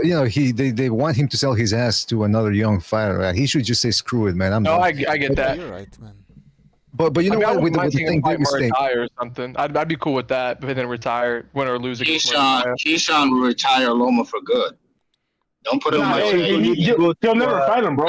I'll tell you this: Tank will fucking take $200,000 fights before he fights somebody that has a chance to beat him up, bro. He's that type of dude. He's willing to take $200,000 fights before he fights anybody that gives him a chance. Keyshawn Davis retires, Lomachenko doesn't mean anything. Murtazaliev, Ortiz, Boachuk all retire Crawford, so it doesn't really matter. They all knock him out. So, I mean, he's that much of a piece of shit.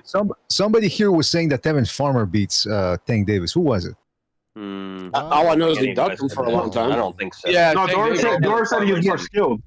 Doris said he's more skilled. I think. Yeah, and I agree with that. I think he's more skilled, more experienced. I think Tank can on the inside. Tank can do anything Tevin can do, but he's got power. Isn't Tevin Farmer the same guy that Floyd had him duck? Yeah, for he turned down millions of dollars to make that. This was back when Tevin Farmer wasn't improved either. The Tevin Farmer that fought Muay Thai and Zepeda is way better than the one that fucking. Yeah, he's making a little comeback and shit. Yeah, no, he's just a much improved fighter. If you just look at it, he doesn't slap anymore with his fucking punches. Got better footwork. And he fought two different styles. And he fought two different styles. Like against Monetization, he was backpedaling, moving his head and shit. And then against Zepeda, he was coming in and trying to crowd his punches. You talking about type of farmer? Yeah. Yeah. Yeah, he's a good fighter. So you see, a leopard can change its spots. Yeah, I think so. I do believe he's been improved. I mean, he's experienced like right now like a motherfucker. I mean, he's already retarded. Look at his eye and shit. He's not gonna get more CT than that and shit. Like, come on. Oh, he got that fixed. He actually got that fixed in his last fight. That's what Shakur's gonna do to Cepeda. You know, he's gonna fight like Terrence Farmer. That doesn't make any sense. No, it doesn't make. You know what was smart? That you know what was smart that Farmer did? He fucking moved forward, tried to bully Cepeda. He smothered his punches. He was going chest to chest. He was moving forward, trying to smother his punches, trying to bully him back. He paid a big price though. He was taking a lot of shots. No, he paid. So I was saying, Shakur's not gonna fucking do that, keep up. like at all.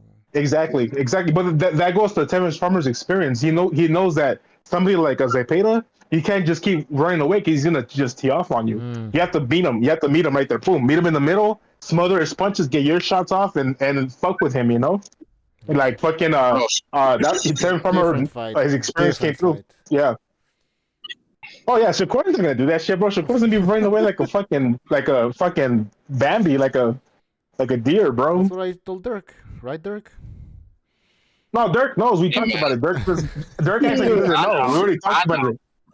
Hey man, Shakur can hold his own on the inside against. What? Well, we'll see. Against Cepeda, I want to see that. Against Cepeda. I'm not doing this shit right now. No, he cannot. He wouldn't be fucking running for his goddamn life every time he goes to engage. Hold his own on the inside. I'm not sure. He has a code to honor. He has to stay on code, bro. He has to honor his code. So, give him some leeway and shit. You look at the way Shakur fights on the inside, you see this against Artem Hardatunin. You even see it in his most recent fucking not sparring, but like bag work, heavy bag work. He does not turn his left hand over. When he throws a left hook, it's all arm. He doesn't turn his hips over. He doesn't turn his ass over. It's all arm punches. All arm punches on his back. He's right-handed. All the power is in the front. You think so? He's a his straight left is okay. Fighter. Yeah, he's a one-handed fighter. Comes to power. Kevin Farmer's, he's smart as fuck. He's durable.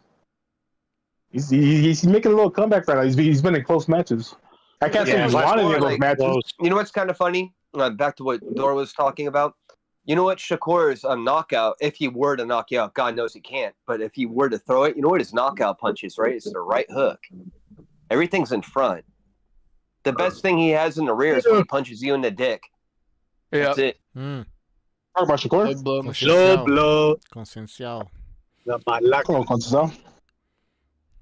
I'll tell you like this, bro. What you have to worry about, though, the jab and the right hook. If you take that, it's game over. It's not like I'll say right here. But I hook right in the pucha. Let me tell everybody, bro. I'll say it. Zepeda's chin is suspect. Of course. Yeah, he's been that way. His chin, he's been rocked by JoJo. He got dropped by some bomb too. Remember that? Yeah, he walked into a left hand just like he did against Farmer. Yeah, he walks into punches. That's his problem. He just walks into punches. It's just chin. It's just chin, bro. It's just chin. Because even at that size, if you walk into punches, if your chin's strong enough, you'll be able to take it, bro. Well, he could be like Marcus used to go down all the time, but then he had 4 fights with Pacquiao, and he was never stopped. So that's a good point. It's like flash knockdowns. It depends how hurt he is. But yeah, it happens with these guys. If you look at his last fight, not against Farmer, but the other guy he fought that fought Isak Cruz, I forgot his name. Cabrera. He walked into in the second round. He walked into a pretty tough punch, and he was staggered for about 5 seconds. I don't know if you guys witnessed that or not. He walked into his chin is suspect. His chin is suspect, bro. That's why I'd favor Shakur 8 rounds to 4, 9 rounds to 3. But Cepeda does have an outlet to win the fight. Nah, I don't think Shakur has the pop to rock him, drop him, get him off him. Because maybe. Yeah, if anything, take more than Shakur. I'll take more of a chance. Yeah, I would give Tank a better chance than Shakur stylistically, but I still would. Yeah, exactly. I don't know. Tank will send that dude to the shadow realm. Dude, go ahead and make the fight happen. You know who might be the best is Murataya. Honestly, Murataya, if he can make the weight, might be the best lightweight in the world right now. We know where he fucks up at. He doesn't have an inside game. He has a mid and outside range. You're right. You're right. He does have an inside, and that's where he fucks up at. He can't even hit key shot. He absolutely could. He could outbox him on the outside. He has a lot of power. He absolutely could. He has good accuracy. Keyshawn Davis doesn't have an inside game either, so like he could actually. You're not outboxing the silver medalist. He just blew away a guy in 2 rounds that Norman or Alexis Rocha couldn't stop, and fucking Murtai blew that guy away in 2 rounds. That was very. Keyshawn Davis is very linear. We gotta stop acting like everybody's perfect. Nobody's perfect. Everybody's gonna have deficiencies. It's all about stylistic matchups, bro. Yeah, Dirk, stop acting like your black fighters are just these infallible gods, dude. They're not. Friends, dude. He's acting like Ennis fucking knows how to shoulder roll and shit up. God, I mean, we had to hear it. We were saying Ennis is better than Prime Gennady Golovkin, and then he just ducked Virgil Ortiz. It's ridiculous. Yeah, Ennis has the best jab. Ennis has the best jab in boxing right now, bro. What are you talking about? Nope. I have never said that, but I do think Virgil's style is perfect. Virgil's style is a good style for a guy like that. No, it's not. How is it tailor-made? Virgil Ortiz is explosive. He has insane hand speed. Power. He's a hard power. This guy was getting hit by Karen Tukai. Nowhere. Yeah, exactly. He does. Nowhere near as athletic as fucking Virgil Ortiz. Nowhere near as explosive. Nowhere near as powerful. Now he's not the natural athlete Virgil Ortiz is. Virgil Ortiz is a fantastic. Guys, how would Karen fare against Disorder Walter? Karen versus Disorder welterweights. How does he do? I think Norman beats Bucho. Norman, I've said before the fucking fight with Karen. Karen. About Karen against. I get it, Karen. Yeah. Karen, so what do you rate him? Is he a good boxer, bad boxer? I think he'll be yeah, for what he is. B- level guy. He gets knocked out by Norman Jr. He could be Mario. Okay, yeah. How about that? You know what I was about to say? I think he's a B-level guy considering the arena that he's in. Like 147 is kind of weak. He's a B-level guy. He's a solid dude at that class. He beats all those guys. No, he doesn't. He hasn't shown any reason. He's not shown. What performance has it shown that he can beat any of these guys? But because he went life and death with a hype job and Boots Ennis, that don't mean anything. No. See, that's the reason why people are so down on this performance by Boots, because they don't think shit of Karen. But he's not. What is there to think of? What is there to think of? He hasn't done anything. I mean, bro, like. We know that the Soviet style of boxing is that's not Soviet. That's Ukraine. That's NATO style. That's NATO style, bro. He's Ukrainian. I mean, right? Stop it. It was made. It was configured in the Soviet Union, the old Soviet Union. Either way, yeah. So he's got him and Madrimov are actually kind of similar type fighters. They're both in and out boxer types. Although Madrimov is more explosive. So that type of style is always going to be difficult. We'll have to see Karen fight again and see how good he is. If he was, if he's actually really good, as you were saying, we have to wait. But he's not going to get. He's not going to get because these dudes don't get promotional love. These dudes, you don't forget about just like they forgot about just like they forgot about the dude that lost Jamel Charlo. What's his name? Castaño. Like, dudes get forgotten all the time, bro. They're not going to fight Karen, bro. Dudes that give no promotional love get forgotten all the time, bro. Mm-hmm. Karen will get kept around. Eddie should sign Karen. Eddie should sign Karen. That's all I was going to say. Karen will get kept around for... He's not going to make him money. No, he's going to be kept around for a placeholder. I've got a new prospect. Right. I'm going to keep Karen on the shelf until it's time to test somebody. I'm going to throw him in with Karen. I'll give Karen a payday. He's not going to promote Karen. No, but use him as an opponent or as a measuring stick for these other guys. That's all he's going to be for the rest of his career. That's okay, because he'll beat a lot of these guys if you put him in there with him. He's not going to get those opportunities, bro. These promoters are not going to put him in there like that. Nope. Doesn't have an exciting style, and he's not marketable, so he's good. Yep. Where's Castaño? That motherfucker's picking cherries, bro. He earned his spot, man. I mean, he's not fighter. Apparently not. He is. That's a contender. That's a world contender, junior middleweight champion. Contender. Yeah, Boots is a contender, dude. Boots is like a 27-year-old contender, basically. Is what we're with a belt. With a belt. He's a contender with the title. Well, that's like he has to unify, right? Well, factually, he's a champion. So, but he has one win in the top 10. He has to stop wasting time. If he's going to say 47, he needs to do that shit now. Yep, Sorry. both Boots and Ryan Garcia both went from being prospect to contender, technically back to prospect by not staying busy enough and doing things. Whereas the generation before, which we were just talking about, Kelly Pavlik, went in 1 year from prospect to contender to champion. Yep. These guys aren't doing that. He's on pace to fight almost 3 times this year. I mean, if you count. Yeah, but who's he? Okay, but against who? But that's not that wasn't the question. That wasn't the question. He was no, that's a good move to fight more often. You know often. what I he's agree, asking but... you. Well, you know what he's asking. At least he's fighting. Yeah. It's better than not fighting. Dirk, give me a chance to go ahead and say you. Chief, go Let me give you a chance to go ahead. Let me go ahead and give Dirk his satisfaction of he does have a good point there. Because he does. If he's fighting close to 3 times this year, that's better than what they've been doing with him for the past 2 or 3 years. And I'm going to go, since I've been one of the biggest fans on this panel for the longest time of his, I'm going to say it's his people, and he needs to sit down with his own career and say, you guys need to start working for me for my best interest or get the hell out. Because they're really doing nothing for him. I think he needs a new trainer. I think he has too much flash and not enough fucking thunder. There's something really wrong with what he's doing. He needs to trim a lot of that fat out. He's already, in my opinion, I think he's a really good body puncher, and he's not using it enough.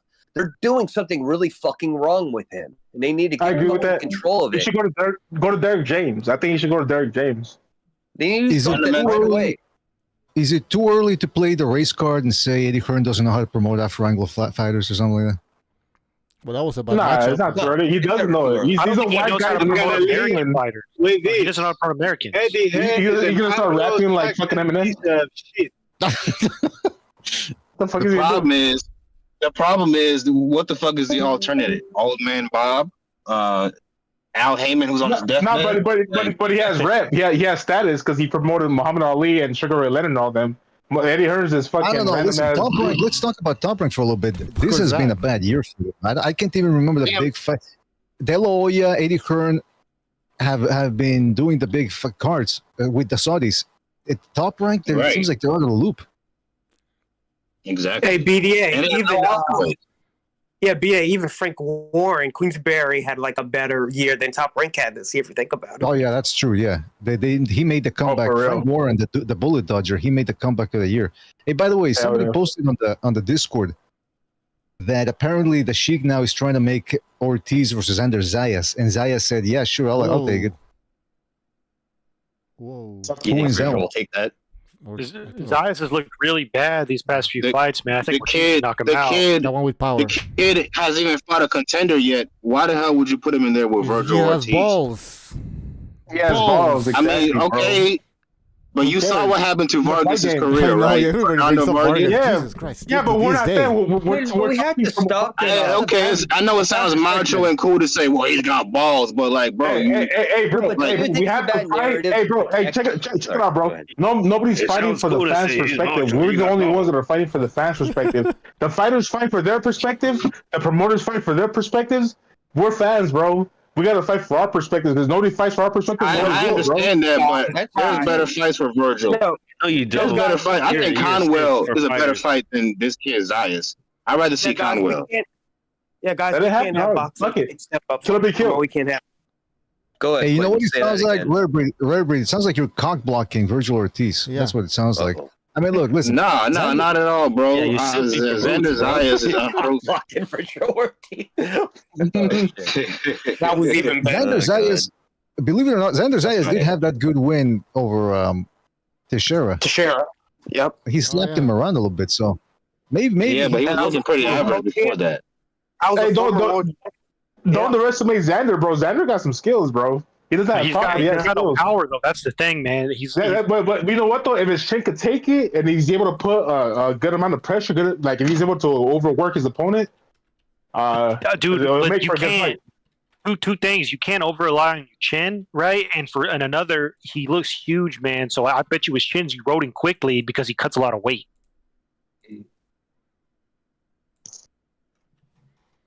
I want to see it. We wanted to watch it sooner or later. Rather sooner than later. Yeah, I'm cool with it, but it looks like it's gonna probably end in a knockout. I think Zayas will get knocked out by Ortiz. Yeah, probably. Fuck it, as Mexican dominance, I'm down with it. And they can market that like Mexico, Puerto Rico. Yeah, they will.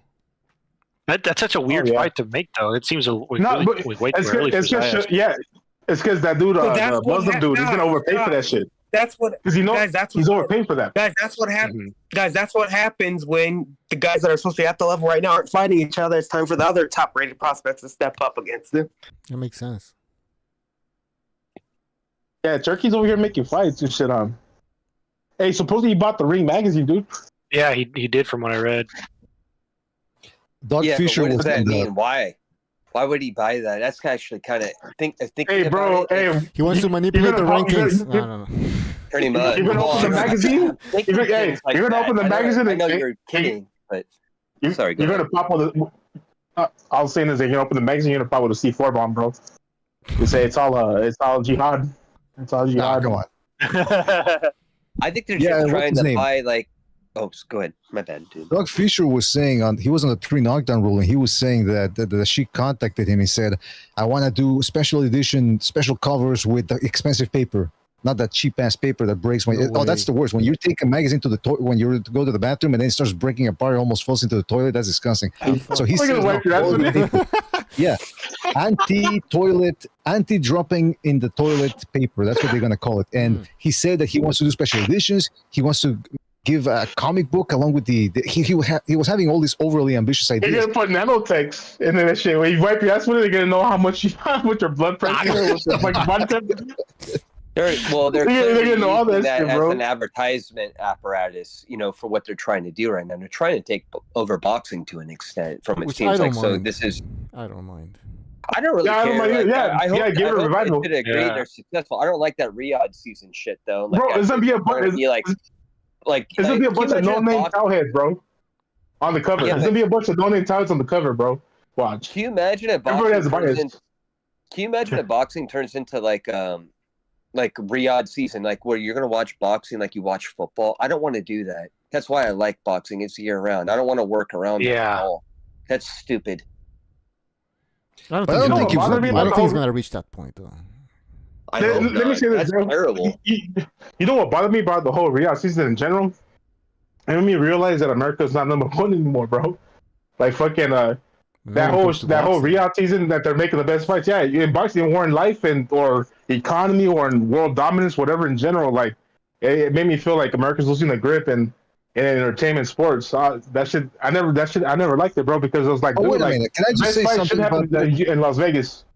Yeah, let me say something about that. I'm Mexican. I'm living in Canada now. I don't care where it takes. I never watch fights going, "Oh, too bad they're not here in Canada." I don't give a shit. It's like I've always thought, as long as the fights happen, they happen. And I'm sure some big fights are going to be happening here. I'm sure. Like it's not like they're going to. I think you know what the biggest problem is that our fighters, for the most part, are not conditioned to be on the road. In my opinion, so like. They're really not. They don't really go around and do that shit. If you look at the Ukrainians, they never fight. They haven't had one fucking fight at home. Everything they do. That shit was happening when the economy was crashing and all that shit. We started hearing about the whole BRICS and all that shit. All that shit made me feel like, because for time immemorial, America's been the home for boxing when it comes to the highest level of boxing and shit like that. So when it started going to like Middle Eastern countries, it made me think like, damn, dude, like we're losing one of our fucking premier sports.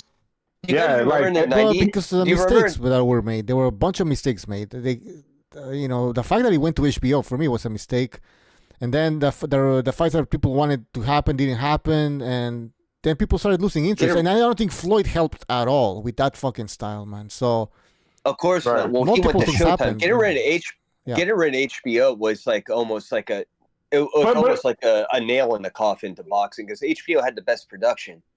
Yes. Yeah, and it's also a tell of the overall economy. Like they feel like they can make more money over there than over here. Like that's how much we're fucked here. Like, like we for the longest we've been the most fucking fortunate. The most like fucking balling and shit like that. Like I don't want to give fucking first world powers to the Middle East. They rip us off. They sell the same product to the British for €10 or £10, and then they charge $90 over here for it. That's and then you got some. They sell it to them 8 hours later, though, so they have to Well, the price. There's a little bit like mixed into that, but I hear you, dude. For sure, but even in the fights that happen in Saudi Arabia, they still charge them cheaper. The reason is there's like this weird fucking culture in America that you have to pay top dollar for some fucking nonsense and brag about it. You know, it's weird. Like even like think about this. I'm sure every American's heard this, and some of you Canadians too, because we're so culturally similar. You get guys who go to work and they're like, "Man, I'm tired." Just go, "Man, why are you tired, bro? I only slept 2 hours last night. Worked a 15-hour shift." They brag about being taken advantage of. It's like a part of the American system, you know. And that's what's happened with boxing. They know they could rip people off, and people are starting to not fall for it anymore because the quality is so bad. And there's nothing else to go to. You have no other recourse, do you? You have to deal with what you got. I took it as a fault for the American Empire. Like, it was one step lower for the American Empire to have the best boxing matches in the Middle East other than Vegas. Like, come on, dude. Well, when they look at history, they're gonna go. A red flag was boxing started to move to Saudi Arabia. Qatar. It was that. Like, dude, what the fuck? Like, all of a sudden we ain't more shit. There's still a lot of fights in California. I mean, it's because. Maybe in California you still have a lot of boxing fans in the Hispanics and the East Coast. They do. That's why. Forget about the middle of America, I guess. But that's kind of bad. That's why I like Oscar a lot. He's the one outside of Top Rank that really develops talent properly. Like, that's what you kind of just touched on it slightly. If you look, he runs California. Golden Boy runs California. Any kind of fight you're going to see is probably like 6 times to 7 times out of 10. It's going to be his. Well, he's smart. Yeah, that's one place, one location.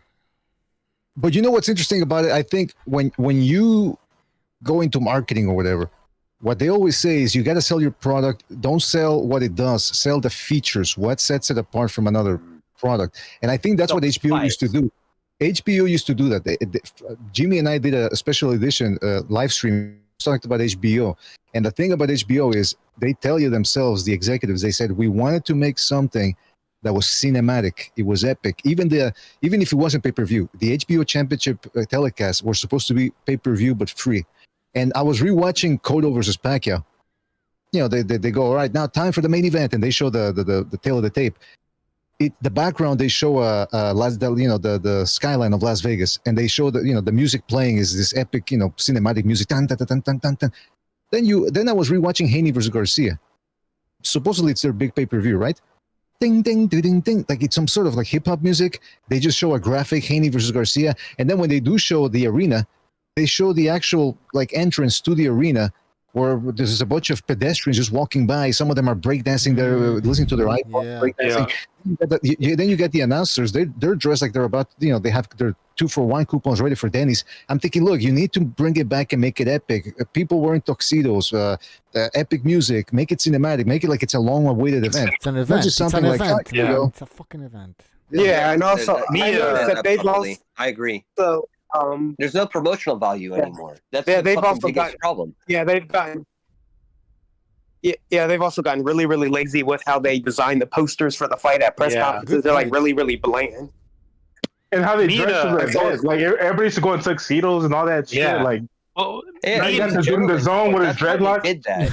me and Bucho were talking earlier during the fight that boxing is classy, and the reason it's classy is because there's a level of restraint to it, right? It's just 2 guys using their hands. It's gentlemanly, right? When you compare it to MMA or UFC, it's a lot more raw. They're kicking, they're fighting.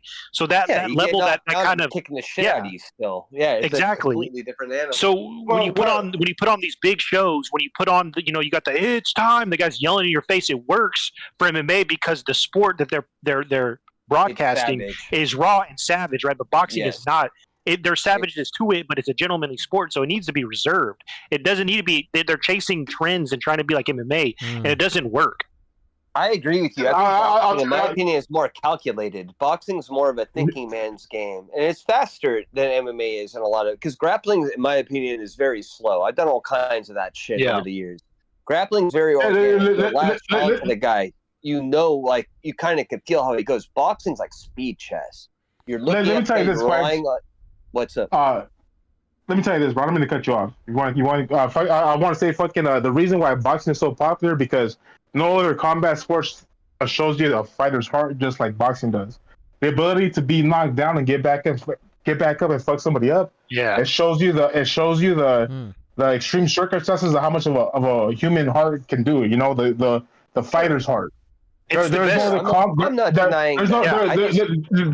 other combat sport that shows you the fighter's heart in those extreme circumstances, and that business owners respect it like that. Like everybody respects it because life is a fight. You know what I'm saying? Like life is a fight. Like whenever you feel like you're down, whatever, you just gotta keep pushing. Whatever, you gotta show heart and all that shit. But there's no other combat sport that shows you a fighter's heart than boxing does. Exactly. I think Muay Thai does, and kickboxing is the same shit, and it's actually more grueling in a lot of ways, but it's the same stuff. What I like about boxing... Go ahead. I was just saying, if I can expand on what Earl's saying, I agree with him. I think the beauty of boxing is it's the best, the only sport that is an analog to life. Because the only thing the thing that separates us from animals is the ability to use our hands, and that's all you have in boxing. And when it comes down to it, all you have in life is yourself, and that's all you have in boxing. When you're in the ring, it's just you and your opponent. It's the beauty of it is how it relates to life. And it's an analogy. I'm getting up and getting knocked down. I'm getting emotional. You can use that same context. MMA or Muay Thai or I'm gonna get emotional. Who cares? There's savagery. There's a level of savagery in UFC. I know, but kick in and wrestling, all that that's not exclusive to boxing. No. I think you guys need to drop your David Goggins book. I think you've been reading it. Nah, shut the fuck! I don't read that fucking dumb motherfucker. Hey, why is he fucking running a mile every day? It makes more than me, dog. All he does is run a mile every day. That motherfucker makes more than me, dog. You motherfuckers can step in my shoes. That's how he does. How are we getting into this shit? We're talking about. Let me say something about Let me say something about that. Go ahead. The boxing thing. The reason why I always think the best boxing fight is always going to be better than the best MMA fight is because precisely of the rules. The Marquis of Queensberry rules, they put a lot of thought into them. They've been developed and somewhat refined for the past 100 years. So they found a perfect system or near perfect system to make it an entertaining sport. And what makes it entertaining is what you guys were talking about, the knockdowns. In MMA, if you drop a guy, he gets into the fuck me position with the knees up in the air, and he hopes that the other guy can't catch him and hammer fist him into oblivion. Then they might get up later on. With boxing, it's you get dropped. Hey, the fighter who dropped the guy has to stop, has to go to the corner. You give him 10 seconds to recover, and it's not enough to completely save him, but it might be enough to get him through the round. So that's what makes it exciting. And then on top of that, they can trade knockdowns. That's something that you can't really do in MMA because it's not as immediate. You know, if you drop a guy in MMA, usually they'll scramble. There'll be too much time in between. Whereas in boxing, MMA is more like a street fight. It's an exhibition of a fighter's heart. Yeah, you know I'm saying I think MMA is an exhibition of fighting skills, techniques. It's a street fight. But boxing, boxing rules it shows you the fighter's heart. Like that's why we all appreciate the Rocky story. Like Rocky getting beat up, coming back, fighting dude at the end because you get 10 seconds and get back up. Like before you thought you were gonna lose, whatever, but get back up. That we all need that, bro. That's where like boxing fans get their inspiration from. Like, damn, like you're about to lose, get your ass up, knock this motherfucker out, dude. Like those are the best fights. But they offer different things, though. I wanted to say this earlier, and people really don't understand this. And I've done both of these arts. I've done Muay Thai, I've done boxing, and I've done MMA, wrestling, judo, all kinds of shit. I'll tell you that's the one thing that's different about boxing is that it's very direct and linear. Yeah. So when you're doing that sport and you hit somebody, you knock them down, and they get back up. You know how that's the gentleman's side of it. The other side of it, which a lot of people don't understand, like think about how many defensive tactics that you see come from boxing. You can't get that in Muay Thai. And a lot of those things are more, in my opinion, kind of applicable to the street because a lot of people don't kick on the street. So boxing has a really good, in my opinion, a good protection side to it because most people aren't going to be kicking you. So you can use most of the boxing tactics to protect yourself. It's good. Well, it's a gentleman's sport, bro. People will kick you. I always looked at it like if you really want no beef, if you really want to go heads up with somebody, boxing's the gentleman's sport. You fight somebody one-on-one. If they go down, you don't run up and soccer kick them. You let them get back up. You don't fight them again. I mean, No, I don't. You know why? Because if you don't let him get back to the whatever, guess what? His friends and his family are gonna fucking come looking after your ass. So like, you knock them down and kick them all down. Then what's the matter with? No, I don't do that. No, because in California, people have friends, bro. Relating thing to the street fighting is silly to me because for one, this isn't the fucking 1970s. The New York isn't collapsing, right? Normal people don't get into street fights. If somebody's trying to fight you in the street, that dude is fucking crazy. That is some homeless, cracked out dude, right? I'm not gonna box a fucking homeless guy. I'm gonna shoot him. Yeah, but say if you didn't have that available to you, I think what we're talking about, the context of how a fight's going is completely different than a boxing fight. If somebody like say you're walking down the street with your girl and somebody really like put you two like in harm, you probably do things outside of boxing to that guy. You get that, right? You're like, this needs to stop right now, and I need to get her to a safe place. You know what you do? You know what you do to a homeless guy? Around with people like that. Go ahead. You know what you do to a homeless guy? You tell him you have nothing in common with him. Then you stab him and you step on his dog. That's what you do. No. It's really bad. You know what? There's an old interview where Dana White saying that shit because he was talking about the soccer kicks and pride, and he was talking about how like it's true like from where I grew up when it comes to like the comment like the respect when it comes to a street fight, like, dude, you don't do soccer kicks, you don't do none of that shit. When you fucking knock somebody down, you give him a chance to get back up, and you keep fighting this shit. Because if you fucking rush him after he gets knocked down, whatever the fuck, next you know you got his fucking friends, his fucking family coming after your ass.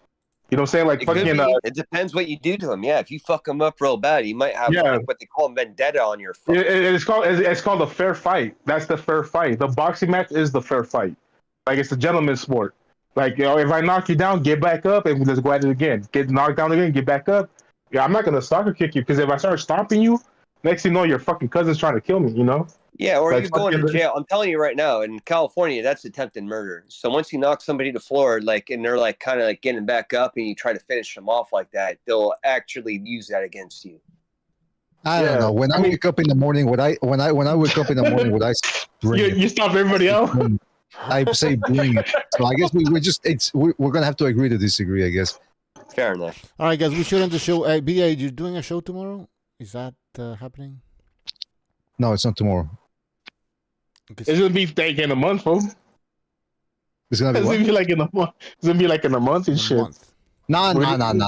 We got 3 fights this Saturday. We've got Navarrete, we got Loisi Ramirez versus El Divino, and we got Paro versus Hitchens. Is that this Saturday? All right, quick, you guys got Navarrete over Valdez? Yeah, I still got him. I got Valdez. I think it's Stout could beat him, no matter what. He's gonna right the wrong. He's gonna knock his ass out. You thinking Valdez? Wild boy Valdez and you know why? Because Valdez is a consummate professional. Valdez seems to be more like into training. Navarrete seems more of the loose cannon. So you never know. Yeah, Navarrete. We're gonna talk about it more on the show. What's that? I'm sorry, BD. I was just saying. It looks like Navarrete's starting to crack a little bit. Yeah, that's what I'm saying. He's not the most disciplined. Listen, because I don't know yet I don't know yet when I'm gonna do a show. It's probably on Monday.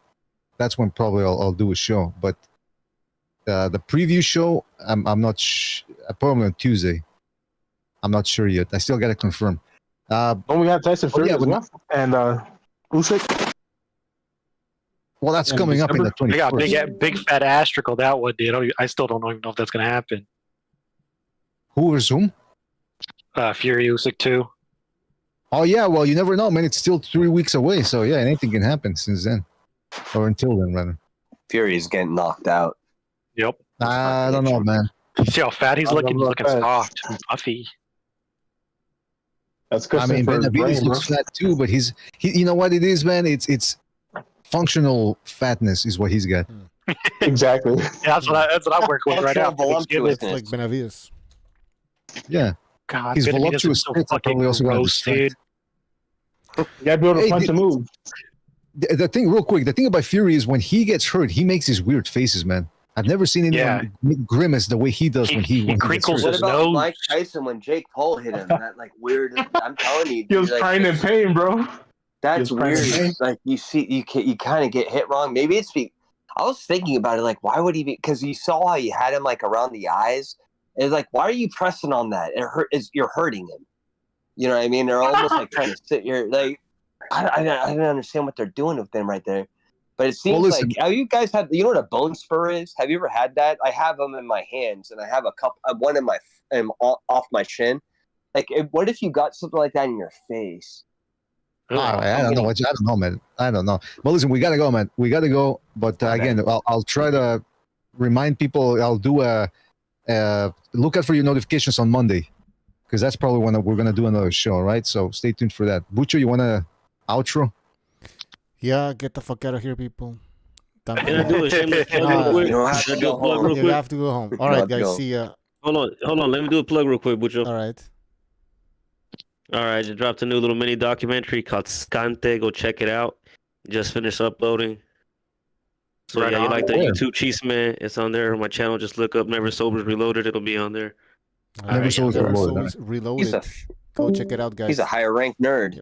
I like this. All right. See ya. Everybody on YouTube, thank you for joining us. Don't forget to join Patreon. It's free. You can also donate. We will be posting content there. So, yeah, the link is right in the description of the video. I'm going to post it again in the chat. So, yeah, we're going to be posting fight analysis videos, off-the-air content, a bunch of shit that we can't really post on YouTube. So, yeah, go check it out. Patreon. I'm going to post the link. Stupid. You can donate if you want, or you can just subscribe, and you'll get access to the content. All right, there you go. There's a link. And yep, we're going to be having more shows, so stay tuned for that. Have a good night.